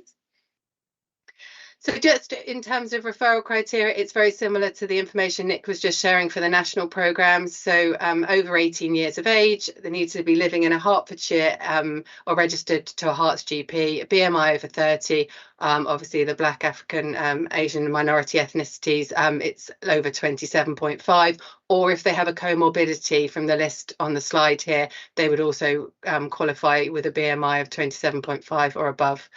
So they shouldn't have previously self-funded any sessions in the 3 months prior to referral or accessed a commissioned Tier 2 service in the past 12 months. So I'll hand back to Elliot for the next slide. Thanks, Sarah. Yeah, as you can see there, over 100 locations delivered by our partners, Slimming World. And then obviously beyond that, our digital service, which is available 8 to 8 Monday to Friday, and also 8 to 5 on the weekends. And that will come with their personalised support from the health coaches, and also in their own language. I did have a quick look, and so in Hertfordshire we've delivered services in Polish, Romanian, Spanish, Urdu and Arabic, so it's fantastic to see the uptake there. And obviously the critical benefits we're looking for is improvements in health and well-being, primarily reduction in weight, but also the associated health benefits that come with that, and the reduction of risk of becoming ill. And the benefits we see from the personalisation and the offer of both the digital and the face-to-face is that it's open and is taken up and engaged with by everyone. So it's men, ethnic minority communities, people with learning and physical disabilities, and also mental health issues, and also fantastically for this service, those women who are pregnant as well. And then the next slide, very similar in terms of primary care. The only additional one really there is in terms of reduced workload, both in the immediate future, people going on to Tier 2 management services, then hopefully ongoing as people have healthier, happier lives as part of that transformative healthcare on the left-hand side. Getting into the nuts and bolts of it now, and some of the outcomes us and Slimming World have delivered. So a quarter of the completers are from the 20% most deprived areas, which is fantastic, because we know not only are these individuals often hard to engage with, but those can also sometimes have more health complications. 92% of completers have lost weight, and then if we break it down further in terms of how much weight, nearly 3/4 have lost 3% body weight, and over half have lost 5% body weight loss, which is really it's really strong for a Tier 2 management service. And next slide. Don't know if you can see these. They're certainly quite small on my screen, but yeah, I won't read them out word for word. But we've got one on the left-hand side, which is from one of our case studies who was pregnant on the service, and their concerns before starting Aviva, and then the impact that it's had on Aviva during their pregnancy. And you can see they've compared it in the differences to their first pregnancy. And then on the right-hand side, we've got a male participant. Both participants are 33, funnily enough, who lost 6 kilograms or 4.5% body weight loss, and some of the reasons that they took up the service and what they were looking to get out of it. But if we leave those up just for 30 seconds, but I'm sure they'll be circulated following the presentation.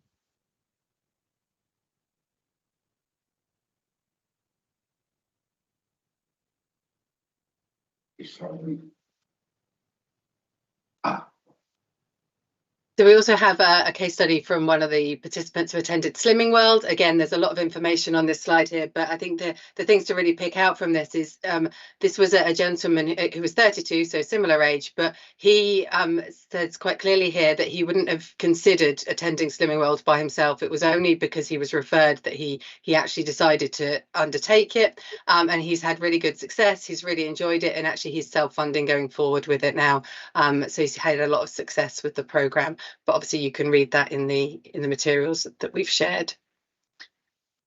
And then, yeah, just a few snippets of things that people have said about the different programmes, whether it's Aviva in the green there or the Slimming World in the orange colours. I'm aware of time, so we'll maybe pause for questions. Thank you very much. I hope I haven't misunderstood, but it seems to me that this is almost a sort of combined programme between Aviva and Slimming World in terms of the digital side and the face-to-face side being available. I'm interested to know if there's any evidence and whether or not this is valid or not, as to whether the face-to-face programme or the digital programme is more effective. And does that effectiveness, nearly got it wrong, change with different groups and different age groups too? Yeah, I don't think we've got the exact data to share today, but I think the second part of your question there is probably the key thing. It's about the right service for the right patient. So somebody will do better on a face-to-face programme if that's the right service for them and that suits them, whereas other people who maybe haven't got the time or the ability to attend a face-to-face will do better on a remote or a digital programme because they find that more accessible. So I think that's probably the key thing, finding the right programme for the right patient. Yeah. I don't know, Elliot, if you want to add anything to that. Yeah, definitely. Yeah, summed up well there. So thank you. That's quite clear. Yes, please. Yeah, if I could just add, in terms of some of the outcome measures, I think we can see a trend in terms of maybe better weight loss outcomes for people on the face-to-face service compared to the digital programme. And I think in terms of when we've analysed that data further, I think that can be partly explained by the fact that the digital service is much more attractive to people that may find it more difficult to lose weight initially. So those with mental health issues, those with learning disabilities and physical disabilities. So I think the fact that digital service is more accessible to those groups is fantastic, but at the same time it means I think they are less likely to achieve such good weight loss outcomes in terms of the effectiveness of the service. I noticed in the case study that you presented that particular patient, or whatever you call them, a customer, client, said that they'd been referred by their GP, and even though they were keen to lose weight for personal reasons, which of course is probably fundamental. If you're not interested in losing weight, it's probably very difficult to persuade yourself to undertake a programme. But he said, from reading it, that he was would have unlikely to have referred himself if he hadn't have been referred. Is that something that you understand is a wider issue? I mean, is he unique, or did you pick that particular one because you know it's a problem? So from a public health perspective, yes, we know if people are referred by a health professional, they are more likely to engage in that service. And I think with the weight management service, approximately 98% of referrals come from primary care. So we know that that's where the majority of referrals come from. Previously, we did have self-referral as an option, which we did have to stop because we were receiving too many referrals for the numbers of places we had available. But I do think there is a role for self-referral moving forward, as we know that those individuals are more likely to be quite motivated and engaged. So I think moving forward, we are looking to reintroduce self-referral as well.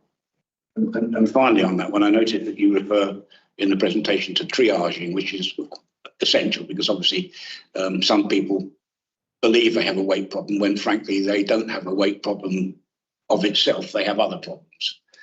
Is that something that you found valuable in terms of triaging, and did you have to turn many away?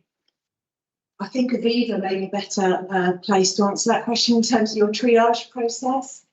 Yeah, so our triage, I guess, is a little bit more around patient activation and their motivation and finding the right pathway for them to follow through the programme, to get to the point where they sort of become part of that triage. We will already have taken out if they're not of an appropriate BMI, and certainly if they're coming through from a GP referral, that's part of the eligibility criteria. So we don't tend to see people coming through who don't fit that criteria. Members, any other questions? No. It doesn't appear there's any other questions, so thank you. Can we move on then to, thank you very much for your presentation. Thanks very much. Thank you very much. Jodie, I think it's your, I think. Thanks, everybody. So I'm Jodie Clowes. I'm a senior nutritionist at Busybodies. So can we just move on to the next slide, please? So Busybodies run free healthy lifestyle courses for families and children across Hertfordshire. So we provide tier 2 weight management services for young people. And so we offer a wide range of programmes to suit different groups and different needs. And I'll come on and talk about some of those now. Thank you.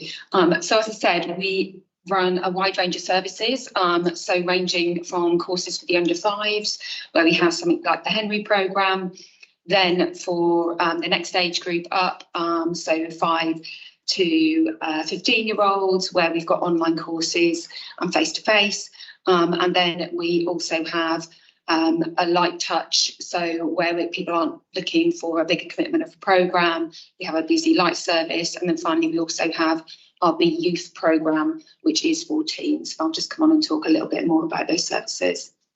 Next. So, as I mentioned, we have a Henry programme for 0 to 5s. That's an 8-week programme, and that runs across Hertfordshire. And that's for parents, and they can bring their youngsters along. We provide a free creche there, so that parents can sort of get the most out of sessions. And that's about supporting families to give their child a good start, and teach them healthy habits from the offset. So that covers nutrition, but also things like emotional well-being, parenting skills, and just trying to introduce kind of activity at an early age. So in terms of eligibility for this, someone needs to be registered with a GP in Hertfordshire, and have a child who is aged 0 to 5 with a BMI above the 91st centile, or children who have a high number of risk factors. So that could be something like an overweight parent, it could be related to a sibling that's overweight, or it could be challenges with introductions of solids or feeding. So there's many other kind of risk factors that we'll take into account. That's our Henry programme. A question before you go on, if I may. Is it one or all of those? Risk factors? Yes. So you would need to have 2 of the risk factors out of the group, yeah. Okay. So then we have our Busy Families programme. So this is our face-to-face programme. It's a 12-week programme, and it's for families and children aged 5 to 15. And it's a 2-hour session that we deliver weekly. So for the first hour, we deliver sort of practical healthy eating advice across a range of topics. So we cover things like portion sizes, we cover breakfast, we have a session on food labelling, and we have a week where we cook with the families. So that's the first hour, kind of making that sort of fun and engaging for the families and for the children. And then for the second hour, we have a sports coach in, and we offer sports activities, and again just trying to encourage children to be active and have some fun being active. Alongside the weekly sessions, we provide parenting support and behaviour change advice. We run a WhatsApp group which then supports them between sessions and just helps encouraging that kind of adoption of behaviour change as we go through the programme. So in terms of eligibility, children need to be above the 91st centile, and then also we would, so above the 91st centile, we'd also just look at other risk factors too. So we get a lot of positive feedback about our families programme. Really, positive feedback about children and the parents engaging with it and what they get from it. So here's just one bit of feedback. I know we're on time pressure today, so I won't go through it, but it's there. There's lots more feedback as well we can share, but families do really get a lot out of the programme. We also offer an online programme. So as others alluded to, often face-to-face works for some families, but it's not for everybody. It's a big commitment, and some people might struggle with getting to the location. So we also run our BZ Live programme, and that's for 5 to 12-year-olds. So we actually split and have 2 different age groups for this. So we have a 5 to 8s and also a 9 to 12. So we can tailor a little bit more to the age groups. And that's a 1-hour session, so a bit shorter than the face-to-face, but has similar elements. So we give healthy eating advice, and they also run some activity raids to just get, again, children moving. And again, we have the WhatsApp group and parenting support that sits alongside that programme. Then something we've introduced relatively recently is our Be Youth programme. And this is for 13 to 17-year-olds. And I think what we've realised through delivering our families programme is that once children get to maybe 12, 13, they want to engage in a different way. And they want to be more in control of how they sort of manage their well-being. So we've kind of, launched in the last 18 months our Be Youth programme. So that's a 10-week programme. This runs online and also face-to-face. So we've had some great partnerships with North Herts College on this, actually running it within the college and within groups in the college. And within this, the teens are kind of more in charge of sort of guiding their own health and well-being. So the programme was co-created with teens. And we use the Youth Star model as a tool to help support and measure change. And that's them reflecting on the aspects of their health and well-being that are important, and then taking ownership of their own action plan. And so this is really tailored towards what the teens want to get out of the programme. And we feel that really drives good engagement with this group. And through that, they can also get a chance to sort of apply their skills and knowledge in the local community. So again, we've had some great feedback on the teens programme. From both parents who are saying it's, something that it's empowered their teens to get involved with, and they've enjoyed sort of being independent. And then also teens talking about it being a good space for them to think about themselves and their well-being. So we also offer something called our BZ Light programme, and this is maybe for families who don't feel they can commit to a longer programme. So 10 to 12 weeks is a big commitment for some people, and they're not ready or able to sort of set, to start with that. So we have a BZ Light programme, which involves a 1-hour consultation with a health and wellbeing advisor. And within that, families get to talk around any key challenges they're facing. And then they get to talk around that and build an action plan with the support of our health and wellbeing advisors. And then that's followed up a month later to check in and see how they're getting on with that. And often what we find is this might be a stepping stone into one of our other programmes, and which they'll be, sort of more able for at a later date, but it just gives them a little taster and gives them that initial support, builds them the confidence to maybe step onto a programme. So again, in terms of eligibility, families need to have at least one child who is above the 91st percentile, or actually if they present with 2 risk factors, then they can also come on to the BZ Light programme. That might be things like a poor diet or sleep, it might be fussy eating, it might be children with special educational needs, or people from ethnic minority groups. And then building on that, we've recently again launched BZ Light workshops, and this is taking that BZ Light service into educational settings or community groups, and we run this as a workshop, and that's run with parents or carers. It's around an hour workshop, and within that they get to explore an area, for example fussy eating or healthy eating on a budget, and then build an action plan, and then we follow up within an hour's phone call after that to see how they're getting on. So just wanted to touch on referral routes. So we have many referral routes into our programmes. We see a highest number of referrals through GPs and a GP text initiative that we've recently set up, which I'll just come on and talk about in a second. We do a lot of work with NCMP, so National Child Measurement Programme. So families are signposted to our services through the letter they receive if their child is above a healthy weight. through the National Child Measurement Programme, and we've now built a strong partnership with the County Council and with the school nurses so that we receive the data for consenting parents to also then contact families to see if they would like our services. So that's working well for us at the moment. Similarly, we get referrals through from paediatricians, school nurses, also Senkos in schools and pastoral leads, health visitors, so from numerous places, and people can also self-refer into our programmes, okay? So just on the GP Text Initiative, this is something that we've recently launched, and so we're working with surgeries who are keen to be involved to really get signpost people straight into our programmes. So the practices have sent out a simple form just requesting details from families around children's height, weight, and date of birth, and then practices have then targeted those children that are above a 91st centile with a text, inviting them and to, signposting them to our website. And we've actually seen a good number of referrals coming through this. So we've rolled it out recently. We had a good number of referrals coming through from the Watford area where we tested that. So it's something we're keen to roll out as it's working well.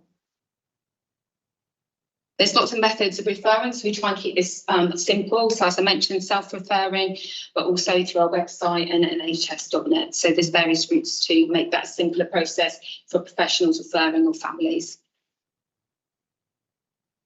Just a couple of other things to mention. So sort of some other services that we offer, we run online parents and carer masterclasses. So this is around topics that we think are of interest to families. So we run one often on fussy eating, which is definitely an area that we get lots of inquiries around. We've also run them on body image and feeding families on a budget, which again is a really pressing topic at the moment. And so they're just a 1 hour masterclass online.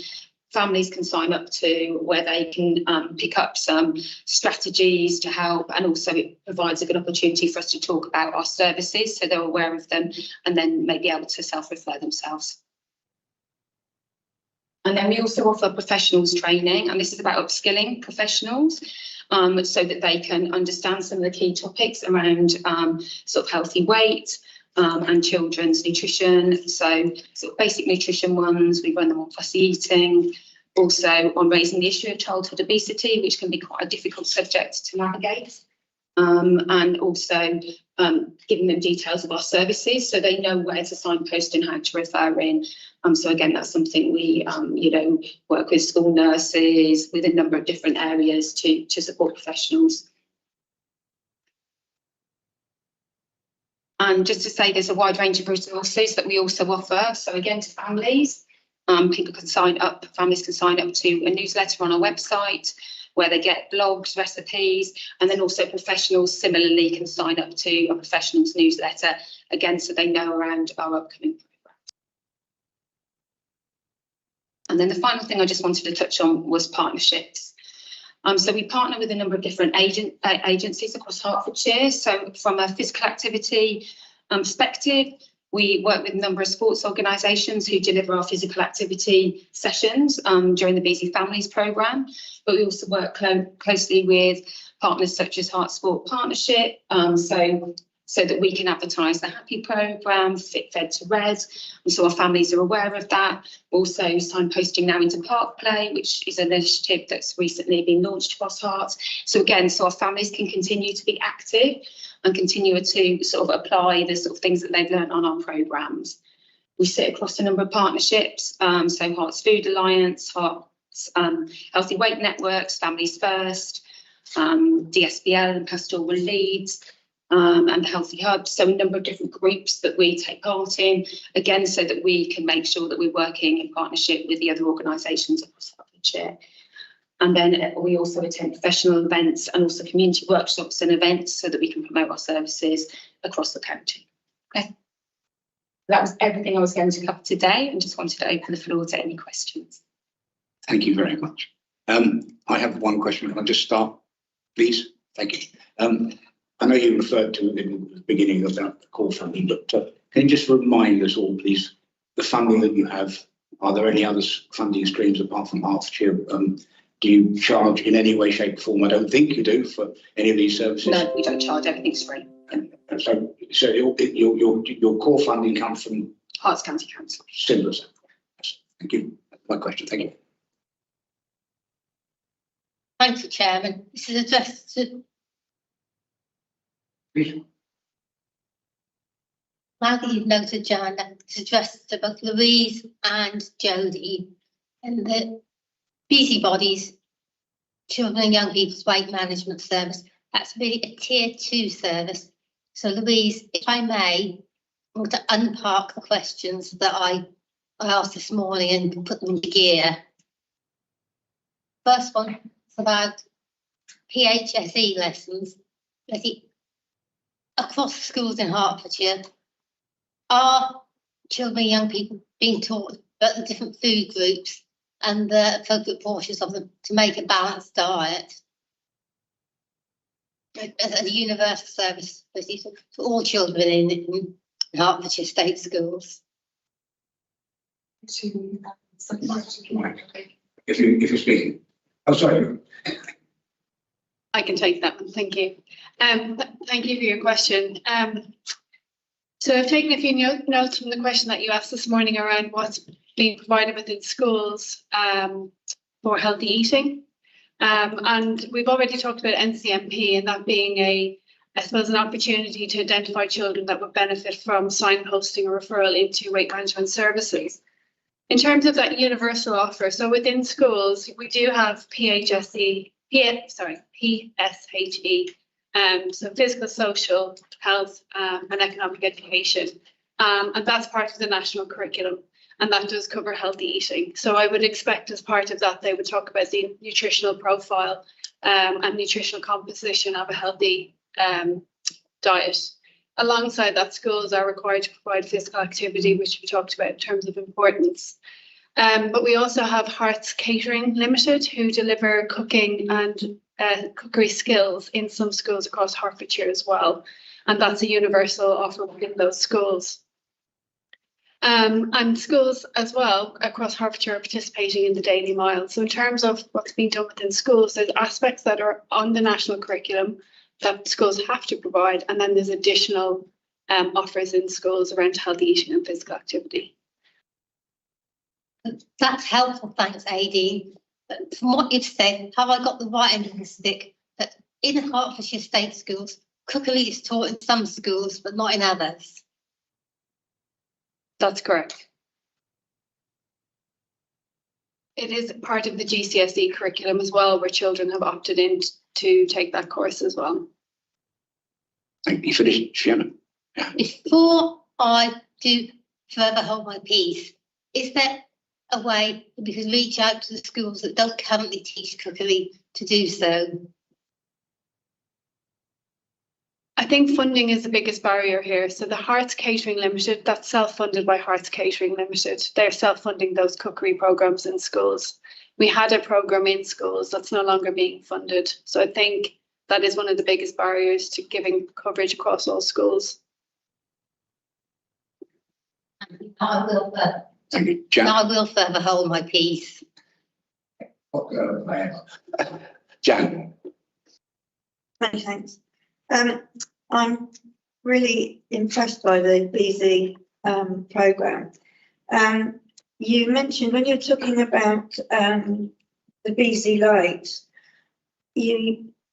unless I'm mistaken, I think you mentioned that some people from there then sign up to the full programme. Do you have a percentage of the take-up rate on that, please? Because I'm really interested. I haven't got a percentage here, but I can go away and find out a percentage for you. But we do often see that I think they're kind of nervous of maybe signing up to services, and when they've had some initial support, then actually they're more ready to set foot onto a longer programme. I think when they can see the benefits that we can bring, but I can go away and get some figures for you. That's exactly the kind of answer I was expecting. Thank you very much.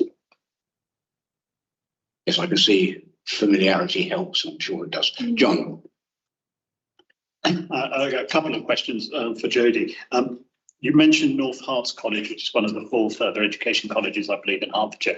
Have you any plans to expand it to the other further education colleges. And then the second question is, that it's something that come in more from your presentation this afternoon than some of the early ones that's probably there in the background, is obviously if it's come through a GP referral, you'd have hoped it'd be picked up then. But what's your method or means of picking up eating disorders amongst this and referring back to GPs where that's the issue, or referring to other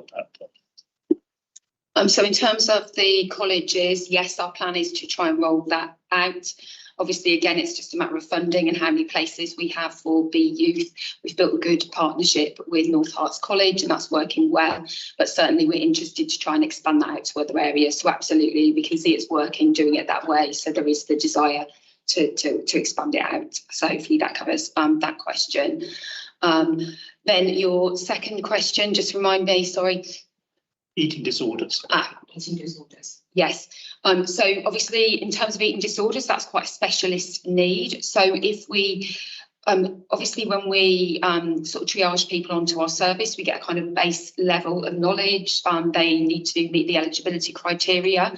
But if we find that they require more specialist services, then certainly we would refer them back to a GP so that they could then, get the specialist help, because we recognise, we're a tier 2 weight management service and we don't have the sort of knowledge or skills to deal with eating disorders. So we'd certainly then signpost them back on through to those services to get the specialist help they need. Right, Tony, just Jenny, before you depart, I was very interested. My estimable officer here passed me a note about co-production. I have to be honest with you, it's not a word that I am familiar with, but she explained it to me very carefully. She said it's where the young people help shape their programme. Now, it struck me that brings buy-in, which is valuable in terms of delivering your services, because unless people want to do this, it's very, very difficult indeed. And you have the absolute answer, but I put it to you. Do you think there's any value in extending that kind of partnership into wider health services? Is there something that you've discovered that you've really works, and it clearly does work, otherwise you wouldn't have mentioned it?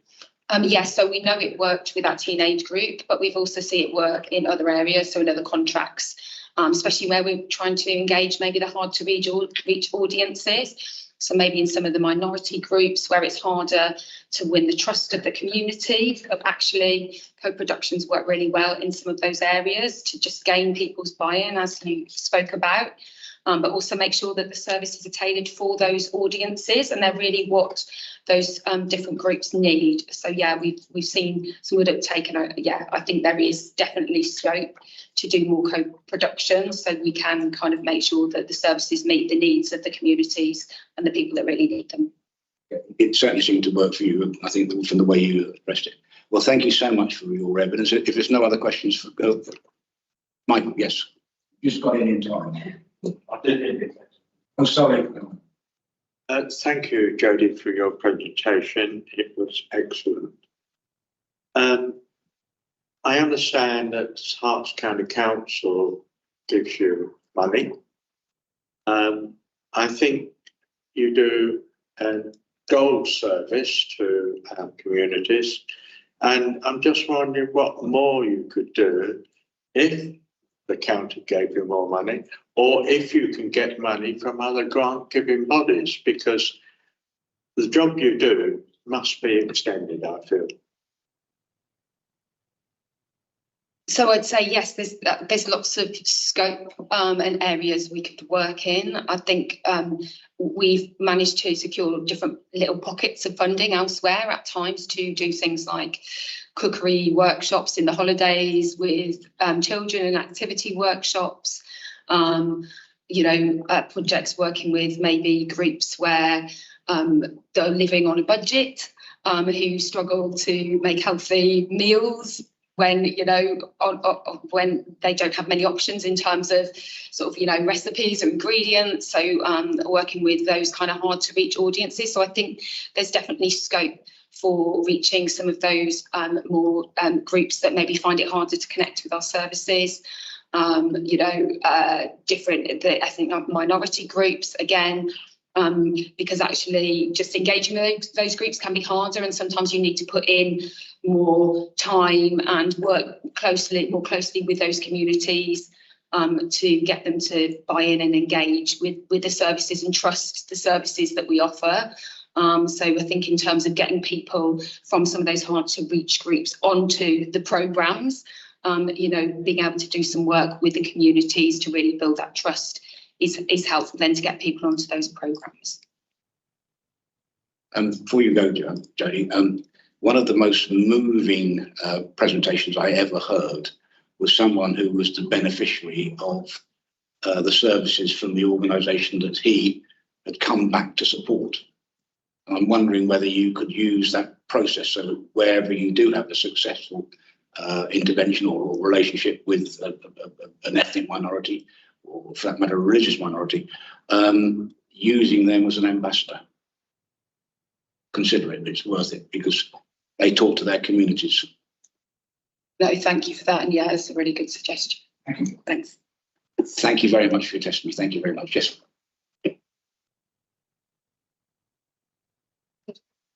Point about other opportunities. Could we do more? And I don't know if you've noticed, but I think when we talked about our adult weight management services and we talked about our children weight management services, in some ways they are operating in silo a little bit. And I think my suggestion would be that we try to create more synergy between the two programmes. Because I think we need to recognise that actually weight management services in a family setting can affect a number of people, children and adults. So I think I would propose that we would look at and consider how can we bring together opportunities to align the two together, so that we can make sure if adults are approaching an adult weight management service, if they are part of a family and they have younger children who may be at risk of obviously gaining weight, then they may benefit from a family-centred approach. So I think there's opportunities for us to take that forward. Thank you. Louise makes a really good point. And it's thinking about the public health nursing in that space and our early years settings as well as schools. So we haven't really talked about early years settings, but we talked about the best start in life. Public health nursing and our early years settings are incredibly important around entrenching those healthy behaviours early. So I suppose it goes back to the key message of today. If we have more money, it is that we're putting it into a system rather than an isolated part of the system. And that's probably the message from today. And it's how well all of those parts of the system work together. Thank you very much. That was brilliant. We're just 3 minutes over and it was well worth extending, I can assure you. Thank you. Much obliged to you. Can we then move on, please, to a focus on tackling obesity and prevention, part 2 even, yes. Healthy Places, Sarah McLaughlin. Thank you very much. My name is Sarah McLaughlin. I'm the head of the Growth and Infrastructure Unit at Hertfordshire Community Council. And my team principally engage with our local authority partners and developers on town planning related matters. So I've got a short presentation for you today on healthy places. Move the slides along, please. First slide. Thank you.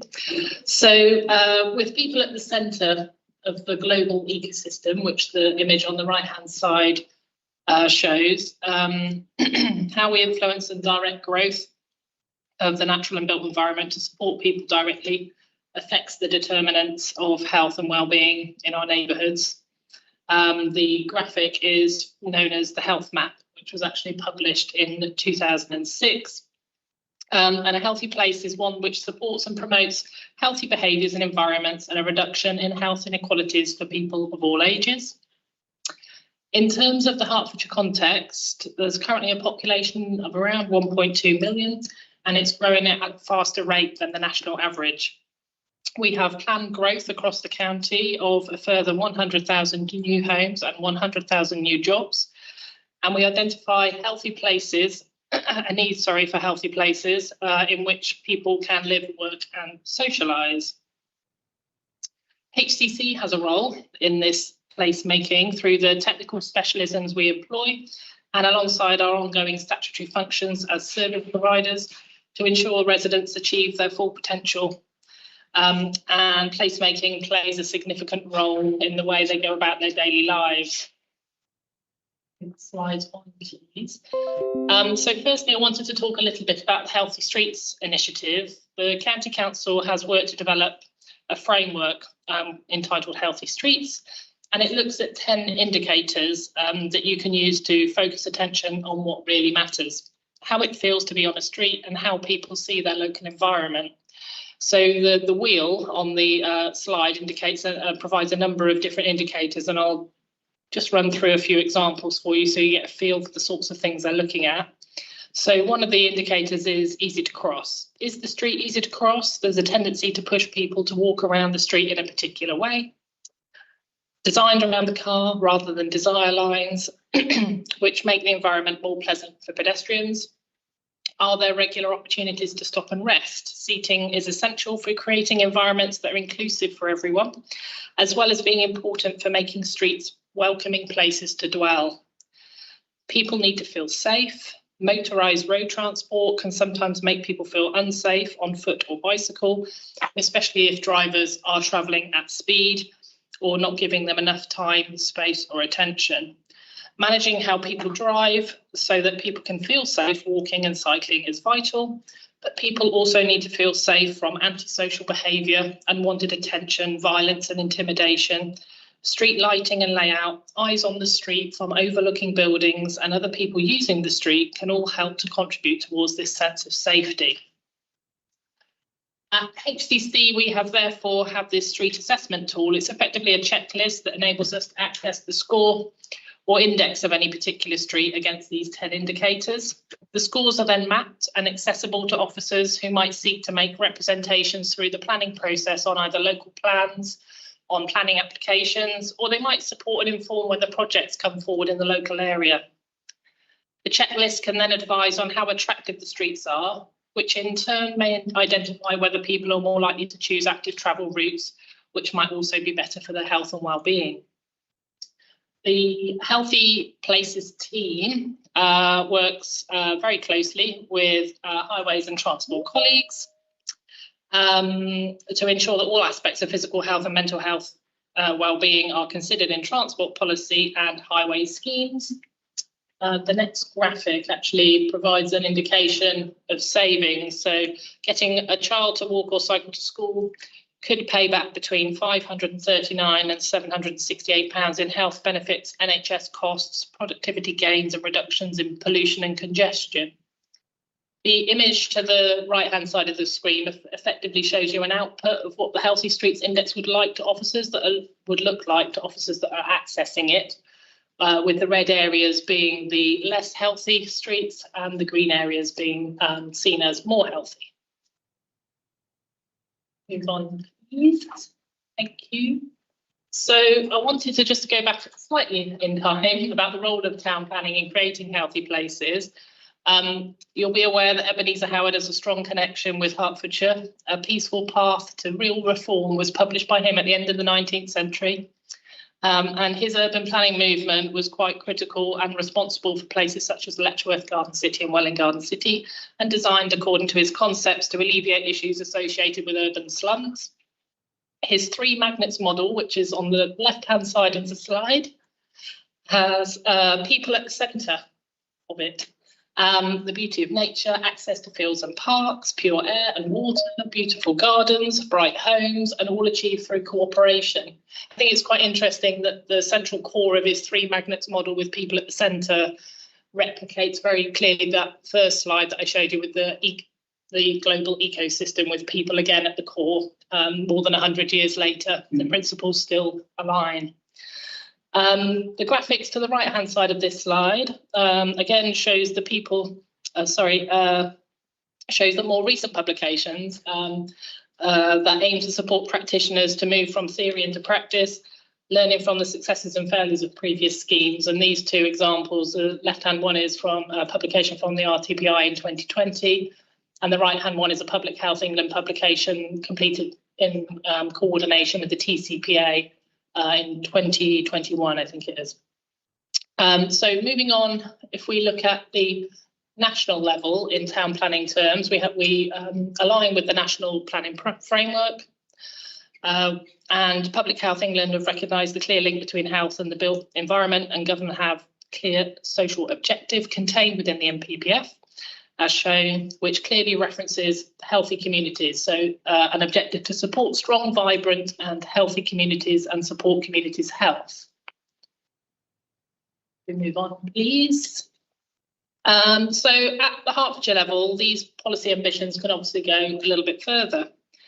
As we work together with partners at the district borough level, the Growth Board, for instance, have a number of collective ambitions and recently adopted 6 missions associated with placemaking in Hertfordshire, one of which is around healthy places, which was supported by a consultation with the public last year. 88% of people overwhelmingly supported this mission, which seeks to increase health and wellbeing infrastructure, access to natural green spaces, increased active travel, and to improve air quality. The missions will be monitored in coming years through a selection of different indicators that the Growth Board will collectively take responsibility for on behalf of all the local authorities in Hertfordshire. We're also working on, or with our strategic partners, on joint strategic plans. So collectively, the county is split into 2. So we have the North East Central districts and boroughs and the South West boroughs. And they are working on 2 joint strategic plans. The images on this slide give an indication of a consultation that the South West Partnership undertook in December. And quite clearly, you can see objectives around living in healthy and thriving local communities at the joint strategic plan level. And that work continues, and the County Council and partners will work together to achieve the aims and objectives that have been set out by them through consultation. We move on to the next slide, please. So again, we go down another layer into the local plan area, where officers aim to get health impact assessments, HIAs, into all 10 of the local plans across Hertfordshire. Health impact assessments are aimed at preventing harm to health and wellbeing, maximising benefits to health and wellbeing, and reducing health inequalities. HCC has adopted a position statement around HIAs, and there is a guidance and toolkit available online and directed principally to planning professionals, developers and neighbourhood groups, but it's intended to simplify and streamline the process of carrying out HIA of a development scheme or proposal. It's intended to assist planning applicants in the process of carrying out a HIA for a development project. And the graphic on the right-hand side just gives a very simplified overview of what that process would look like to an applicant if they were considering completion of a HIA. Officers have been very successful in working with our local planning partners in previous years, and successfully we have seen HIA policies adopted into local plans for Watford, Dacorum and North Hertfordshire. And we continue to work with other local authorities as they bring forward emerging plans across the county. So in conclusion, I'd say we have a rich history of urban planning in Hertfordshire, which supports design of the local environment to improve wellbeing and health. At the national level, there's a clear government objective and policy relating to the delivery of healthy places. And this golden thread in Hertfordshire translates into a number of areas, which includes the missions of the Growth Board, the strategic vision and objectives of our joint strategic plans, local policy in local plans, and master planning of individual sites. And these layers can all reference the tools we have at our disposal, which includes the Healthy Streets framework that's been developed and the HIA policy positions as set by HCC. And I'll leave it there and happy to take any questions. Thank you, Chair. Thank you so much. Fascinating. Now, I suppose I ought to make a declaration of interest, shouldn't I? Having spent my entire working life in landed property and for large chunks of it involved at local authority levels as executive of development control and other bits and pieces, I know to my cost how difficult it is. You can have all of the wonderful, laudable conceptual plans in the world and your partners can buy into them, then the developers come along and say, well, I can't afford to do that. And therefore, we will not be developing in your particular patch. We'll go over there where they say we don't have to do this. In other words, they apply the 5-year rule and bend the local planning authorities' arms backwards and sideways. You've only got 3 of them so far signed up out of the 10 by the sound of it. How are we doing with the other 6 or 7? It's all very positive, but I think it's fair to say that the local plan adoption process is long. And I think it takes time for these policies to come into fruition. But for the ones where we have been actively able to engage that HIA policy arm, we have been successful. The next wave of local plans are due to come forward principally in the southwest through Dacorum, St Albans, Hertfordshire and Three Rivers, probably the next 4 that will come through. And we have a very good working relationship with those authorities, and I feel very positive that we'll be able to replicate our success with other local plans. I just follow that. Well, I mean, once it's embedded in the local plan, of course, it becomes de facto the process which has to be followed. So if you want to develop it, you do it in this way. I take it that you are monitoring that those local planning authorities who have conjoined with us have actually put those in the plans where they are in effect. But of course, we do have the problem, for example, take North Hertfordshire, where the inspector passed it, but instantly asked for a review. We need to be very careful that they don't allow those well-meaning arrangements to leach out in the future. Just a word of warning. Absolutely, I agree. Thank you. Yes. Okay, well, now I gather next to this got legacy again, and I've been wasting time on personal stuff. So, members, no questions apart from this one. Okay.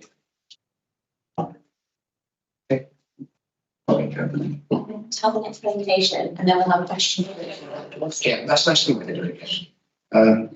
What a practical young thing she is. Yes, next presentation then, please, because that will allow us to carry on. Lewis Claridge of SPC, Stevenage Borough Council. Oh yeah, first you can hear me okay. Hello. Yeah. Great. Probably I've actually got to leave at 3:10 as well. Apologies for that, but I'll whiz through only a couple of slides. So yeah, to introduce myself, Lewis Claridge, Planning Policy Manager, Stevenage Borough Council. Yeah, it's going to be a quick sort of following from Sarah's presentation, just a quick sort of local authority perspective on what we sort of have been doing and hopefully doing in the future in terms of healthy placemaking. So yeah, the slide here shows Stevenage Borough Local Plan, which was adopted in May of 2019. Effectively is our spatial development strategy to 2031. Next slide, please. And the key policy for here really within that is policy TC10, so looking at retail, high street, primary, secondary frontages. So whilst our high street in Stevenage fulfills a number of different retail roles, including making an important contribution to the borough's leisure offer, providing opportunities for more specialist shopping services not catered for in a town centre shopping area. One role that we particularly value is the ability to meet a range of local convenience shopping needs for people in immediate localities. Stevenage obviously has a series of neighbourhoods within the town. So for this reason particularly, the plan that identifies a primary frontage in the high street where sort of class A1 shops are protected.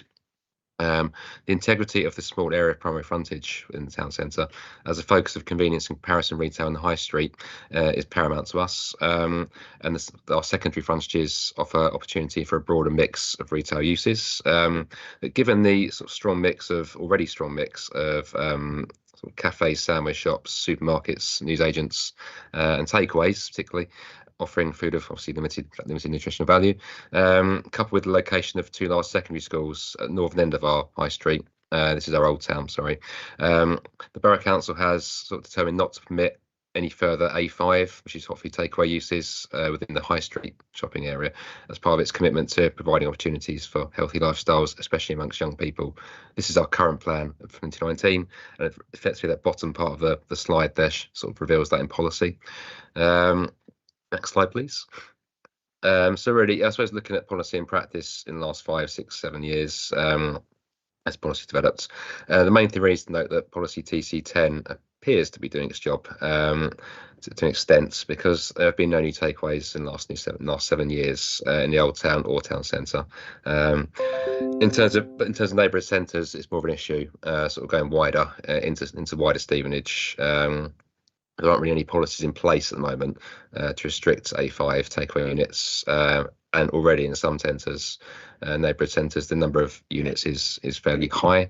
Let's say up to 27% of all land use in some of those neighbourhoods, and many locals only make their one trip per day, whatever it is, per time to those neighbourhood centres for hot food takeaway use. So not particularly positive in that sense. If we move to the next slide, please. But we are addressing, I mean, our local plan is 5 years old now, so we are looking to address things going forward in a number of different ways. It's quite a complicated diagram, have to explain it separately or offline, whatever it maybe you need to. But local plan is being basically reviewed in 2 stages, looking at an immediate sort of stage of partially reviewing our plan. Same timescales, only a small scale review of policies based on key drivers of change, which basically are climate change, active travel, and most importantly here, health and well-being. That's a key driver for sort of making some tweaks to our plan. And then beyond that, the orange above that is our sort of wider considerations, and that will look to a full review of the plan, which will look beyond 2031. But that's our second stage of work. So in the next 18 months, we're looking at sort of tweaking some policies, potentially, for example, here to look at our neighbourhoods, where we do restrict A5 uses in the town centre and high street. Particularly, we're looking at maybe widening that out immediately, and then beyond that, looking at further review of policies going forward as part of our sort of 2-stage process for the local plan review as required. And into next steps. So there's a few things here as part of that sort of partial review. We're employing some consultants to update our retail technical note for us, which is a more wide scale look at retail in the borough, but will include things like potential market changes in the last 5 years, changes in behaviour, how we can influence that maybe going forwards, and a review of how our policies are working in practice. So that will take a look at that TC10 policy and see where we can make some improvements going forward in terms of wider health and wellbeing benefits. For example, we could also look at, that's for example, HIAs, and we'd obviously look at those in terms of applications, but embedding that a bit more into policy going forward, and sort of like international guidance and regional guidance as well, in sort of sub-regional plans. So there's a lot of different opportunities to tweak policies going forward. At Stevenage, we have our own sort of leisure and health team who are widely involved with various different projects around tackling obesity in different neighbourhoods. For example, there's a wide range of projects with that with our sort of colleagues, and we'll involve them obviously going forward in our sort of partial review, at least immediately, see how they can sort of tweak things going forward for us and help that in terms of planning policy. And a final point there, really, I suppose nod to Victoria and the team, really. We have been working with them over the last 12-18 months. Our policy generally is good in practice. We need some improvements, but we are closely working with those guys in the county, just to really promote the best practices that they've been producing, really, and making sure that is reflecting what we're doing, really. So, and ensure they have sound input into our sort of local plan policies going forward as we review them in the months ahead, really, and really just to ensure that particular healthy placemaking within Stevenage Borough. So it's one example really of one authority. I know Watford are obviously quite well in the game as well in terms of working with county, and we work with them as well. And so we meet regularly to discuss how we can integrate things going forward, really. So it's quite short and sharp, but that's pretty sort of where we are on things in terms of the local authority perspective. So thank you. Lewis, thank you very much. That's a fascinating little sort of insight into the capacity of planning to at least add to the influence on healthy lifestyles. It's fascinating. I have questions from Fiona and Jan, and also, I beg your pardon, sorry. John, I beg your pardon. Fiona, let's start with you. Thank you, Chairman.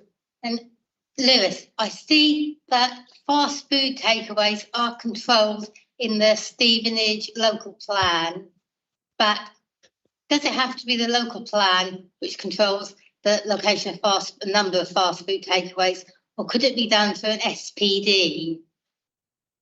Yeah, good question. We have 4 SPDs in place. So, I mean, one of which is design. With actually is design SPD, for example. We could potentially include further guidance in that. A lot of that is about placemaking. So it reflects our sort of national design code, national government set thing. So we could look to. We are going to be reviewing that actually in the months coming ahead. We could make some tweaks to that document. So we could potentially incorporate into that. I wouldn't say a new SPD. It's something we could consider going forward. We're keen not to have too many SPDs, I think, if we don't need them. But if there's a reason for it, we could maybe incorporate something into our design SPD, I'd say, if nothing else.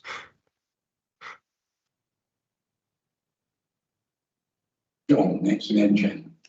Lewis, I understood that the A classes had been revoked in 2020 and that we no longer had Class A5. How's that impacted on the enforcement of the Stevenage local plan? Yeah, I think it's something we still need to look at and give you some further information on. But our review of the plan is looking massively at use class order. So one big change we're making, I think, is it's set in 2019, isn't it? So it's set at that time. So we need to do some further work on that. I wouldn't have anything for you at the moment on that. We might have to go away and come back to you on that, I would say. But really, it's just what I sort of presented there. Really, we haven't got a lot of information. We do our sort of annual monitoring reports, which sort of set, in terms of monitoring where our policies are going. But I'll probably have to come back to you with some sort of sets of figures. I haven't got anything right now, apologies, but I can go away and come back to you on that if that's okay. I've got Jan and Ashley.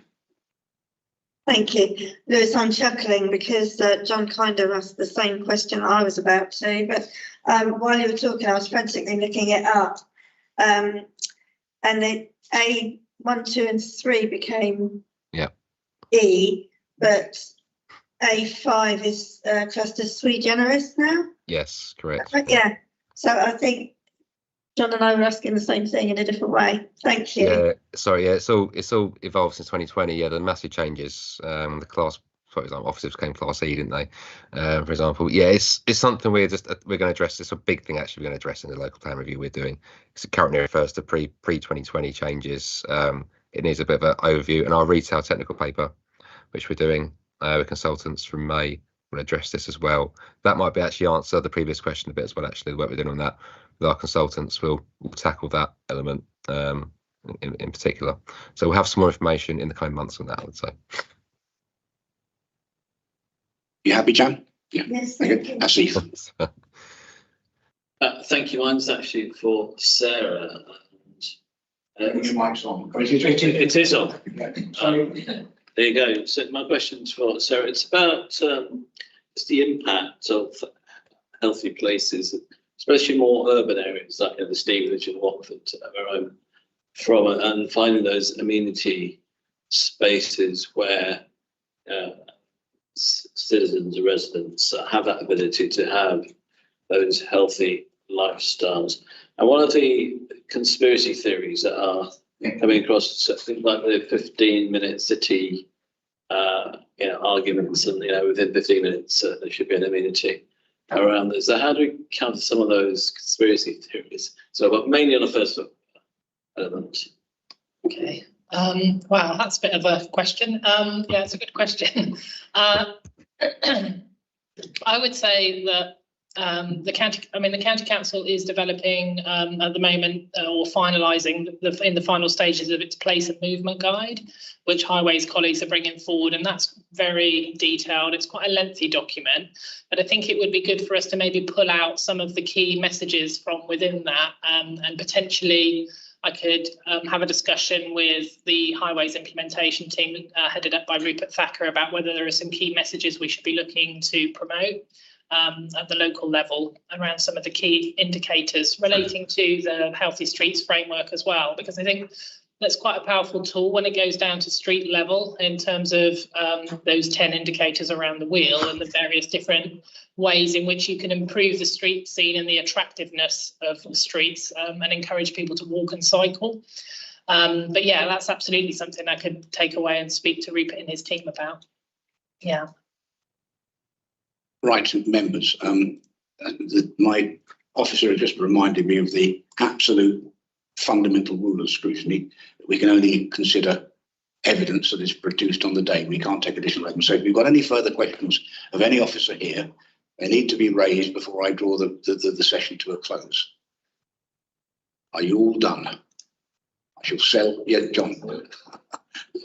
Just one, as we've got a few minutes, just one question picking up on what Asif was just asking about, and thinking about a particular resident who lives in my division, is the argument that the main problem with healthy streets is it encourages vulnerable road users to go out and walk and cycle, and they would be better off not being on the streets because then they'd be safer.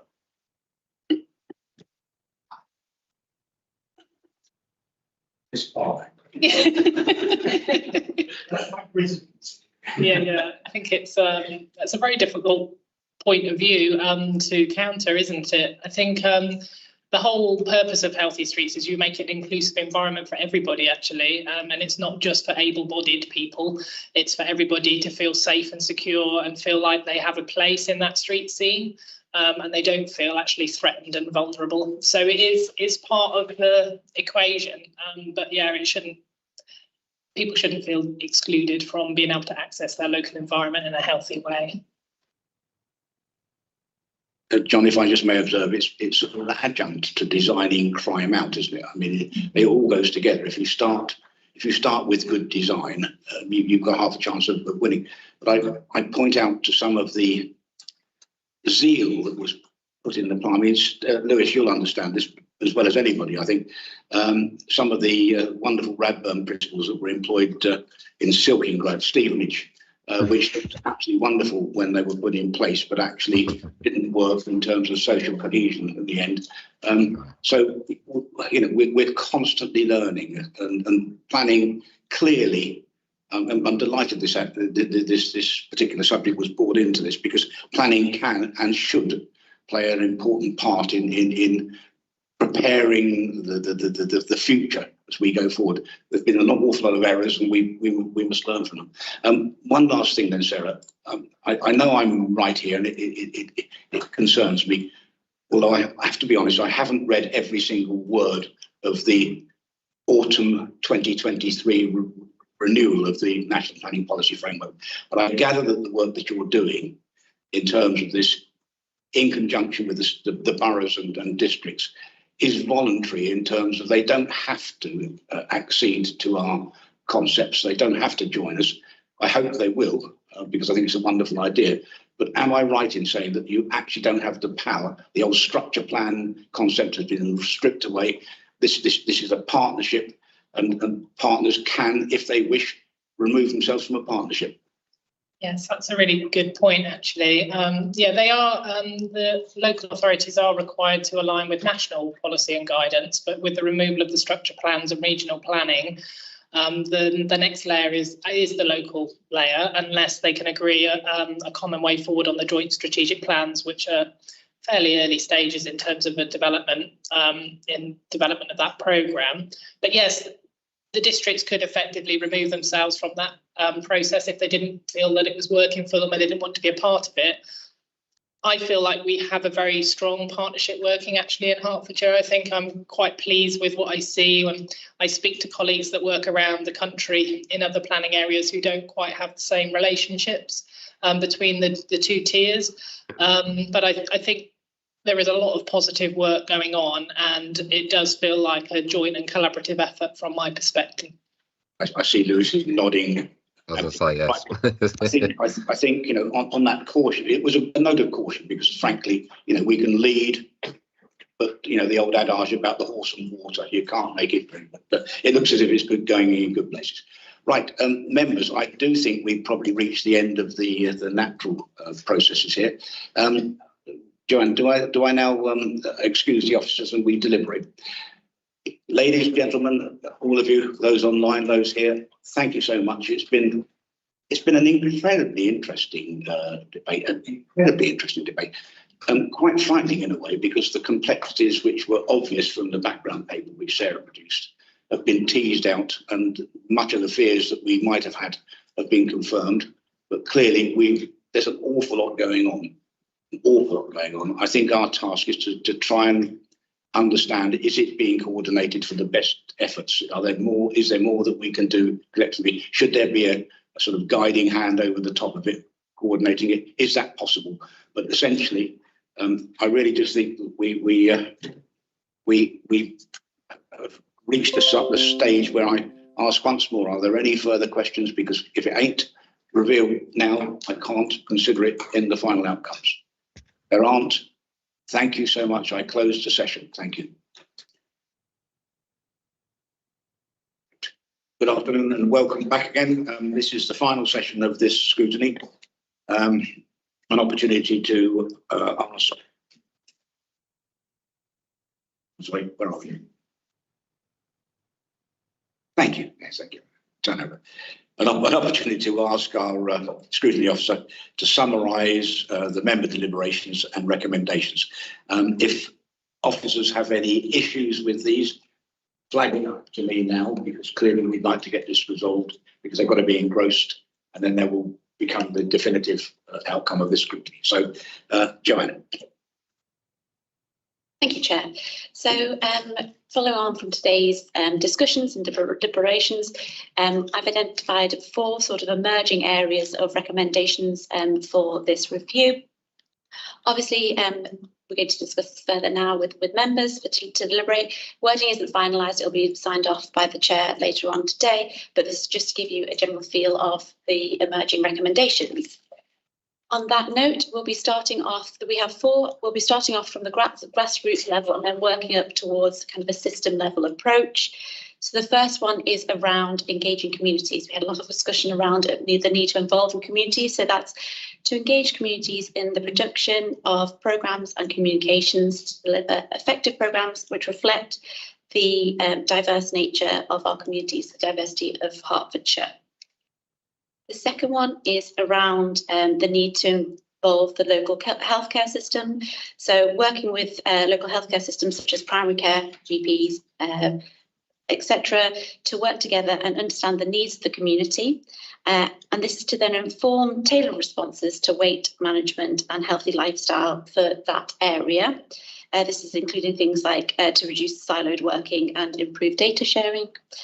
And then more on a systems-wide approach, working together as a system to have an awareness of exactly what is happening across the system and to understand what services and agencies are available and to ensure that once the healthcare practitioners and other members are linking to these services to ensure that we see a sustainable weight management system, so a continued weight management system, rather than, as previously mentioned, those 12-week programs. So it's about, again, how it was referred to in the today's session, about linking to those local kind of community services and national programs as well. And then the final emerging recommendation is all around kind of prevention. So we heard how prevention is really key to tackling systemic issues in health and really kind of embedding improved better behaviours for healthy living amongst our residents. This really starts at kind of the prenatal stage and the understanding of embedding that understanding of healthy choices and those behaviours. So those learned behaviours are continued throughout life. And an example would be then this would address, by addressing childhood obesity, it would prevent the likelihood of adult obesity and other related health issues. Thank you, Chair. Officers, any comments or against those? Thank you, Chair. I think those are really helpful recommendations. They reflect the questions and themes that have come out from today. They also align quite nicely with the recommendations from the prevention topic day we had in December, and particularly that focus on prevention and on childhood obesity, I think is really helpful to signal the way that we need to step up our coordinated efforts as a whole system. So those seem appropriate and workable for me. Thank you. And members, I ask you the same question. John Hale, please. a couple of observations and comments on that, which I thought were four very good recommendations that I support. I think on the recommendation 2, my apologies if I'm stealing Fiona's comment, is I think it's important that mentions pharmacists. Yeah. Specifically.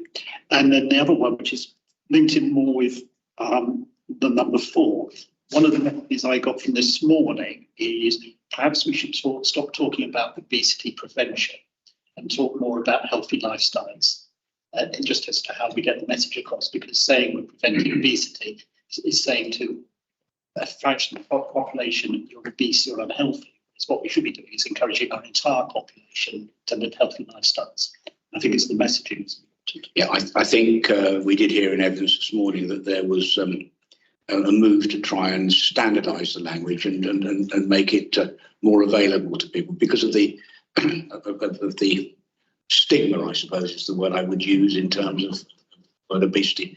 Yeah, I don't have a problem with that. One of the members in the off-break did make a point about some of the evidence that we had this morning in terms of the fact that, highlighting the fact that we, as a county council, cannot conduct this work effectively in isolation. It is a partnership exercise. I think it's an absolutely apposite point to make. And not least amongst those partners ought to be central government, because it's clear that whilst these unhealthy foods are readily available and advertised, a segment of the population probably feel they have little choice but to turn to them to feed their families because their work program, the need to work, and the whole raft of issues which may only affect a few, but enough to make it a disproportionate impact. So I think somewhere along the line, although it's not an outcome that obviously that I would require the county council to do, I think we should acknowledge the fact that there's got to be a top-down support for this. It's a process that cannot be achieved effectively, in my view, by the partners, because while this stuff is available, people will be tempted to buy it. Behavioural change, I think the professor referred to this morning, and that sometimes has got to be assisted. So, yes, of course, come in. Thank you, Chair. I would just ask maybe we don't use the word lifestyles, because that immediately puts the onus on individuals as if they are choosing to be unhealthy. And that's exactly what we're trying to get away from, I think, from what I've gathered from today's conversation. That it's more about the environment or the infrastructure. So a healthy environment, we've talked about healthy streets. It's that kind of approach, rather than if you say lifestyles, it immediately puts the onus back on the person. Absolutely. Right. I think, beg your pardon, I'm sorry. Thank you. What you've said, Joanna, that encapsulates the discussion. And in terms of partners, yes, thank you, John, for mentioning community pharmacy. Better people are mentioning it than no one. There's community pharmacy and also education. And this may require government action, bringing the government as a partner, but the part of advertising does need to be addressed. Yeah. I think we have seen in the past some intervention in terms of advertising, because, for example, you've got this prime hours television ban on some advertising. So they have intervened. The question is whether they've intervened sufficiently or whether they need to intervene more. But these are issues which have got to be addressed directly with your local politicians. So I can't impose that as a requirement on HCC, which is what we're here for today. So we've raised it, we've aired it. Asif, yes, please. No, thank you. I do agree with the recommendations. Can I just also just like to two little bits. One about, as HCC, as public health, just always being on top of the impact of what's going on. So we've got to realise that, okay, we've got policies in place, we've got things that we want to do, but we actually want to see an impact. as well, as just to emphasise that. And the second thing, which is linked to the partnership work, about the communication about what the doctor was talking about tier 1, 2, 3, and 4, the various tiers that are on offer and support that's on offer, but much more explicit about what it can be offered for people who want to change their habits or whatever it is. I can talk about personally, I've gone through, I'm on tier 3, I'm publicly telling this at the moment, going through that process. It's been long, drawn, and difficult to meander through the system until I met a GP who was actually on it. And, I've been on sports and this and that and so forth, long term. And then, okay, I'm going to put you on this particular tier and this is the outcome. But it was only when a GP who knew what they were doing put me onto that particular pathway. So I think it's important to realise yes, there are things that are offered. So there's sports. And one of the other things which sort of was mentioned about, very briefly, about mental or psychological help as well. Some of it is physical, but a lot of it, some of it also that psychological support that people need to go through this particular issue. So I'd just like to more explicit about what's on offer, what can be brought out, and something which we need to think about. I mean, clearly, such short notice is valid, absolutely valid, and I'm absolutely sure that we can and should find a way of putting it. So what I will do is I propose that I'm going to ask Joanna and the team to engross these, including that last point. I will then circulate them to all of you, and assuming that you are sent to that, we will then declare that as the outcome of this thing. So I suppose I now have nothing more to do than to thank the officers and the witnesses. What?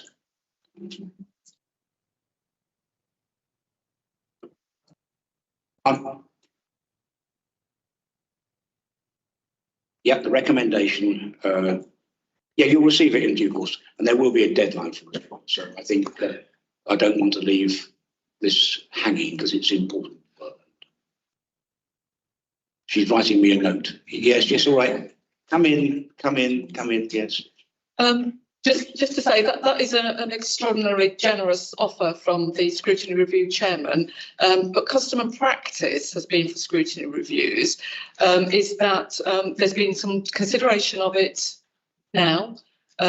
Some additions have been made to the recommendations and possibly what might go into a conclusion to strengthen that. And then there seems to be general agreement that they're hitting the right spots. The final sign-off of the wording sits with Richard himself, and you delegate that responsibility to him because you trust in his judgment to do that. And then what will happen is Joanna will then pull together the draft report which substantiates each of those recommendations so that anybody reading the report will have a trail of how you have reached those particular conclusions based on the evidence that you've teased out today. Thank you. You'd think after the number of times I've done this, I would know that verbatim. Wait, I will now thank the members. Thank you, members. Thank you very much. And thank you for those who fielded the pre-meeting for me. Really was appreciated. And for the witnesses and officers for your contributions. I declare the evidence gathering session closed.